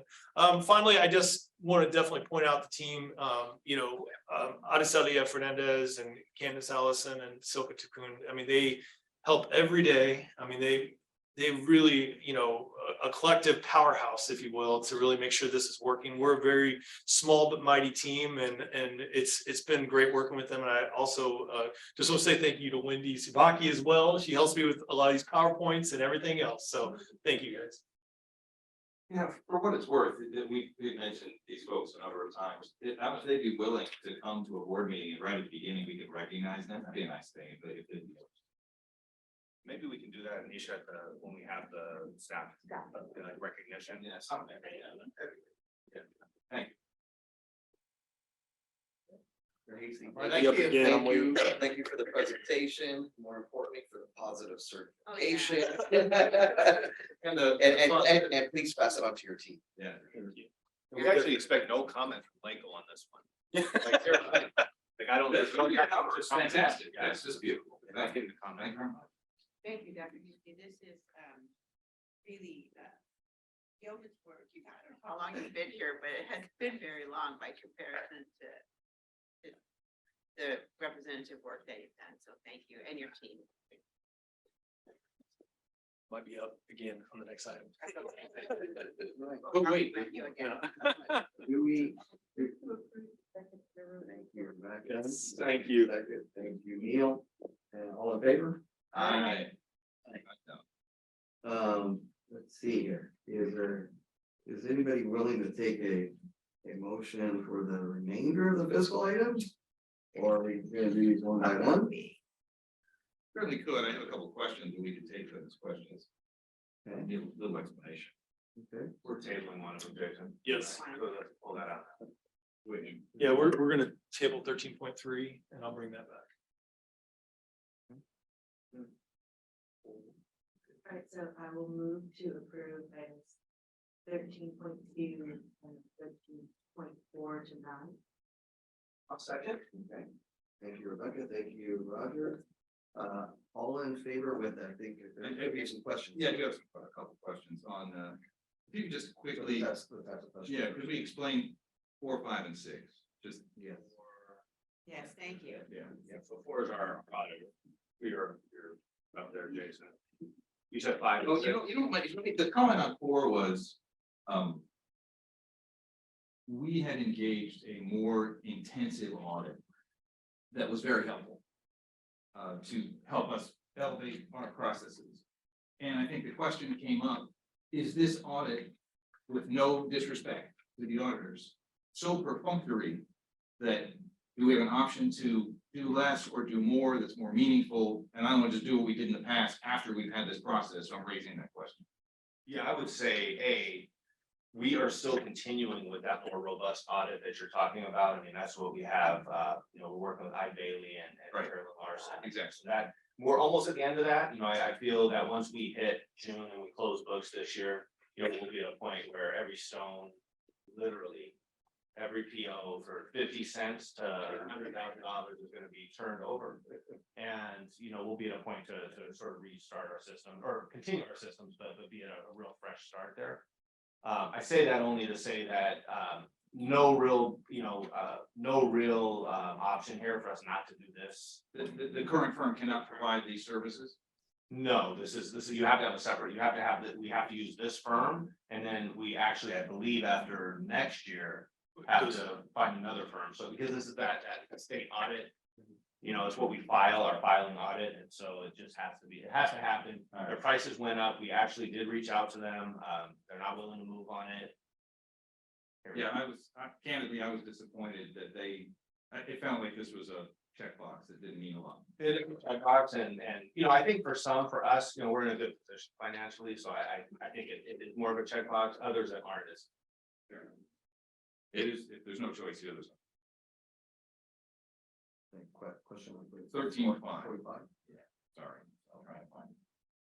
This is, Yes. So, yes. You just talked to her. Oh, okay. So, yeah, this took some study and I actually talked to Self I'll try to, I want to keep it as simple. So, AB 218, the law that changed, which opened the statute of limitations, for, sexual molestation, sexual assault. And so now, someone who, had an issue back in the day, it went from being 18, I think, to 40 years old. So what happens is, for us, we have ASOP, which is like a JPA, and then our secondary insurance that it covers sexual assault and molestation is self. And so we've been with them since 1986, I believe. I know, so, but they're, we do pay a premium every year for them, and this is. Through ASOP. Yeah, through ASOP, so. Under their umbrella. Yes. Yes, you want to see that item. Okay. Yeah. So what's making it come up this time then? Well, I know we paid this last year or something. I know there's been another invoice and it was less, around 23. But this one came up and we brought it to board because I want to make sure everybody's aware of what's going on. So this one, what we're doing is we're paying for the premiums back in the day, because it's kind of, I guess the best way to describe it is if, we all have car insurance. So now if the statute of limitations, and people could say, well, I got in an accident back in 1991, which is, this invoice has a line item for that. Well, now multiple people have done that because this law has changed. Well, we underpaid on that premium that year. And so this is not just us. I mean, I've talked to our surrounding districts that are part of this. And you have to, you have to pay. So it's not really that we underpaid, it's that now we have to correct for this change. We don't Correct. cover Because of the law. Didn't have to cover. Yeah. The age has changed. Because through actuarial studies, they said, they had it set there, but now they're looking at the risk went up for those years. And So we have no discretion here at all. No, This is no. legally mandated. yeah, Thank you And for I- that. and just $38 bill, whoever. and I don't know the exact legislation, but there's legislation to take this statute of limitations wide open and take out, and right now I know there's some pending. I know AB 218 went to Governor, it was not Newsom. It went to Brown 3 times, and I think he vetoed it because it's an unfunded mandate. And so therefore now we're funding this mandate as this comes through. I know. So, Thank you for that. And yes. it clarifies it tremendously. What are the consequences of you failing this? I don't, so if some of the supporting documents, we have to pay it by June 30th, right? Or the price goes up. And so we're getting, by paying it before June 30th, we can do 2 payments after then, but it's gonna be an increase, I think, of like $1,500. So it just gets worse. Yeah. Is it a one-time thing? Okay, so that's the problem. Right now, they're basing this on the claims that have already been made. There could be more claims coming. And so in talking to Self, and she actually said, thank you for not yelling at me, because she was actually explaining to me that, more claims could come in. And this is what's happened thus far. And so they're basing it on the deficits from those years. These are claims outside of Wise. It's through that, because it's that JPA, yes. No, I didn't. Correct. So if this got, for next year, this time, we could possibly have another check we All right. Yes. Well, I'm not gonna motion this. Well, it's already. have to pay. It's already, we need secondary insurance, that's for sure. But you definitely need One of this category, I had questions on 13.6, which is it's probably for you, Peggy. Well, actually 13, 6, 7, and 8, or Okay. 6, 7, 8, and 9, they're all related. Yeah. So maybe. Do you need me to read them off to you? I Oh, can you can see see from me. a distance. Sorry. I got the contacts in I tonight. forgot it's on Peggy. I was gonna help you out. So, they're all for service students. This is a contract for a student to go to a non-public school, 1 student for the rest of the school year. 13.7 is for an agency that we're using that provides a specialized behavioral support to students in the form of a 1-to-1 aid that's specially trained with behavioral strategies, and then the support that goes with that from a BCBA certified supervisor. So we've already spent 80,000 and now we're authorizing another. At the end of March, we will be at the 80,000 point. When I went to board in August with the 80,000, it was for fixed number of students that I had calculated out for the year. And then we had an additional student come in, a couple of additional students that require the support. And so that's why it's now going up, because I couldn't anticipate that we would have that need. Okay. This is for independent educational evaluation for student parents. We do our psychoeducational assessments and other assessments, and if parents disagree, we either have to say if they request an IEE, there's a process. And It's an independent.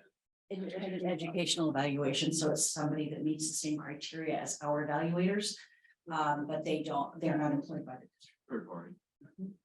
Can I just say too, one thing that as we go through this final step of our auditing, the last piece of it, and we've already started this process to some degree, actually are almost done with it, which is looking at, you know, what our current encumbrances are, what our current PO encumbrances are, especially related to special education. That was just part of this process. Vicki Barber had come in to help with that. This was a major part of the work that she did, was looking through these. The way that we're projecting out to the next, you know, as we close books in June, is that we're gonna, some of our we could have a total of $400,000+ that are gonna fall off, that are basically gonna be unencumbered. And so we're gonna end up definitely more positive than what you saw on the financial report today, because we're being extra conservative with it, and we want to make sure that as we close out those POs as accurate as we can bring. So, you know, and that'll help inform what we budget for next year for this particular item, you know, this contribution for these expenditures, contract expenditures. So this increase actually is gonna be, it's gonna balance out by what we're gonna actually encumber from those other people. And what is our special ed percentage of students? And is that in alignment with what we would expect, what we've seen in the past with norms? We have definitely increased. Our numbers are going, you want to keep around 10 to 12%, and we're pretty much hitting that 12 to 13. Are districts in general going up with special ed identification? Yes, I would say that is the case. I think Dr. Hasty was in a meeting today with some CBOs, and they were talking about that. 50% of them are going up. Or 50% of them are going up in neighboring districts. Just sort of post-COVID. Yeah, it's definitely different than pre-COVID, I have to say. It's, you know, it's hard to figure out exactly what it is, you know, but we have seen quite a big increase in assessments. And kids that are eligible, we are very, I was talking to the principal about this today, because she is moving forward a couple of students for assessment, and they really do work at the schools. You know, we really want to push them to try interventions and not just move for assessment. And I feel like we've really been assessing kids that we've just got a lot of kids coming in with excessive needs. You mentioned counseling demands are high as well. Yeah, social emotional issues, in addition to learning concerns and speech and language concerns. We've had a lot of kids with emotional issues, social emotional issues, and autism and just behavior. Lots and lots of students that are having, and I can't, it's hard to say what that's attributable to.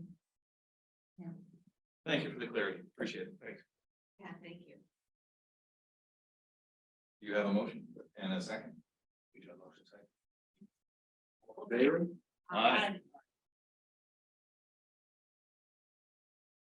All right, action items, personnel. Yeah. We have a motion for 14.1.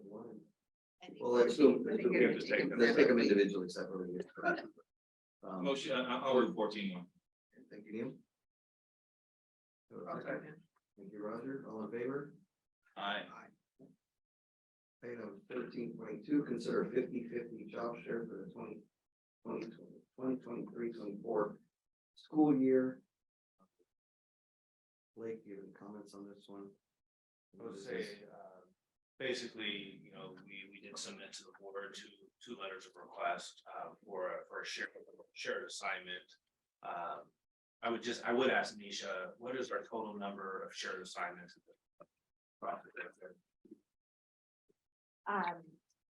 We currently have Two. 3, but for next year, one of those is being reduced. And so there could be 2. Right before I started, I think we were close to 8 job shares. So we have worked to ensure continuity for students and student learning, and ensuring that we do have appropriate staff in place, or, you know, highly qualified staff in place for our students. And the board has made a shift and move away from that. Yeah, the board has asked district staff to reduce the number of these types of assignments. Is there a financial impact to us? If they were to job share, does that add additional cost to us? So there wouldn't be an additional cost, but we would need to hire, so currently Dana has 3 counselors, and so if you have a 50-50 job share, then I would still have, so that I would only have 2, there are only 2 FTEs. And so we would still need to hire an additional counselor for a 1-year temporary assignment. To ensure, once again, we have the appropriate staffing in place that we have this year. Is it fair? I don't mean to try to be respectful with this comment. I would imagine most people that would be seeking these jobs would be seeking longer than a 1-year position, and I'm wondering about the candidate quality. Candidate, that's fair. I don't. That's a fair, ask. Yep, yeah.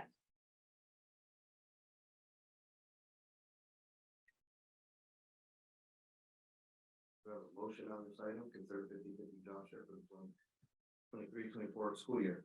Do we have a motion? No matter how we want to vote, we have to have a motion. Correct. Our motion. So what's the motion? The motion is to consider it. Is the motion to accept it or deny it? Is that what the motion is? Does it have to be a motion for or against? Yes. I think so. It was the way it was written. Right, it's written to consider. We can say yes, but it doesn't. right, we have to make a motion for what that consideration. However, if we do not make a motion, there is no consideration. Yeah. Oh, maybe that's better.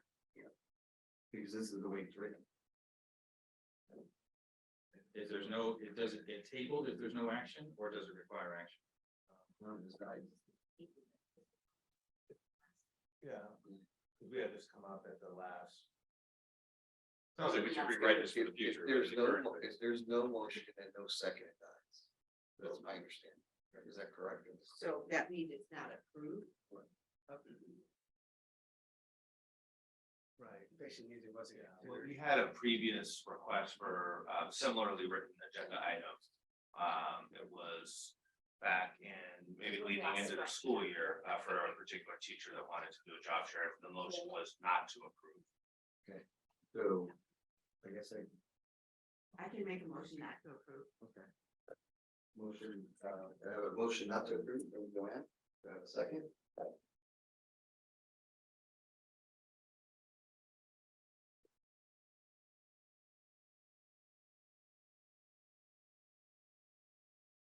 I'll go ahead and, second the motion not to approve. All in favor? Aye. Aye. And I'm staying.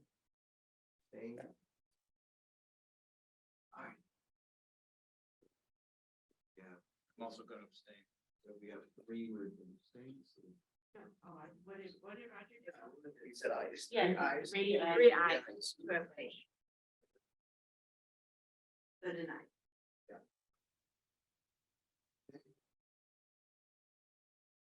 Lake, upcoming dates and events.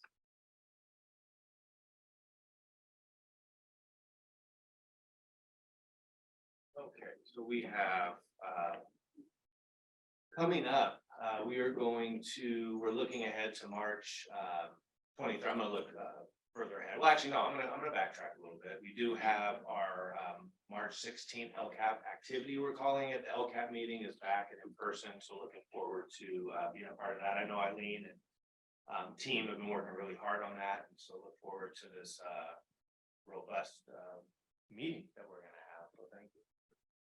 Also looking at, obviously, we have budgeting will be full swing over the next few weeks as we start looking towards the May revise and then look towards budget adoption. But at the next board meeting, we are looking to do the audit report that was moved, as Jason shared, that was something that was postponed or not postponed. Well, was postponed, I guess. Yeah. It was postponed, so we'll do that. We're also I'm not sure about the district priorities update. We did do one last meeting. We kind of moved up Sarah just to talk about that. So I probably will not bring that to the board at the next meeting because she did that. We'll do that later in the school year as we enter June. Yeah, I mean, everything else is pretty self-explanatory. I don't need to read through all of this, but we do have a board meeting, we know the 23rd, and then we'll swing right back around. We only have one in April, so we'll have a lot on the agenda on April. Like, for the board meetings, in terms of like presentations, there's 3 presentations that we've discussed. In the past, we questioned one, the presentation for special education costs. Second one is the Child Development Center, and their costs and fees. And the third was the workshop or presentation for Title I funds. If we can calendar those 3 in here somewhere. Sure. So we know when those are gonna be held, and then you as staff can find for that. Yeah, and we do have, Spread out. yeah, we'll spread. Not all at once. Okay. Please, not all at once. I'm sorry, so I had the CDC one, and we were basically wanting to wait to close the books, and we were hoping to bring that back in July.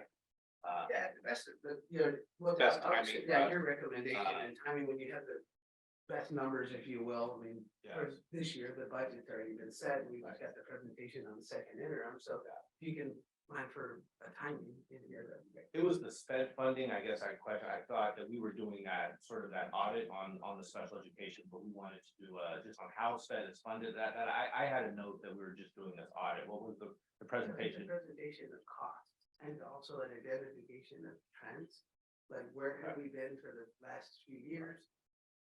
What is the current expenditures? What are other districts doing, like as a whole, what are we spending and is the history? Has it grown? Where's it going? Like a forecast, so really in general, to recognize our costs for programs and services. Can we work on that, Peggy? Yeah, I'm kind of working on that anyway. Okay. Yeah, I've been working on that just for myself. Sorry about that, Roger. Yeah, we'll get that. Maybe we could flip that into the next meeting, so my priorities.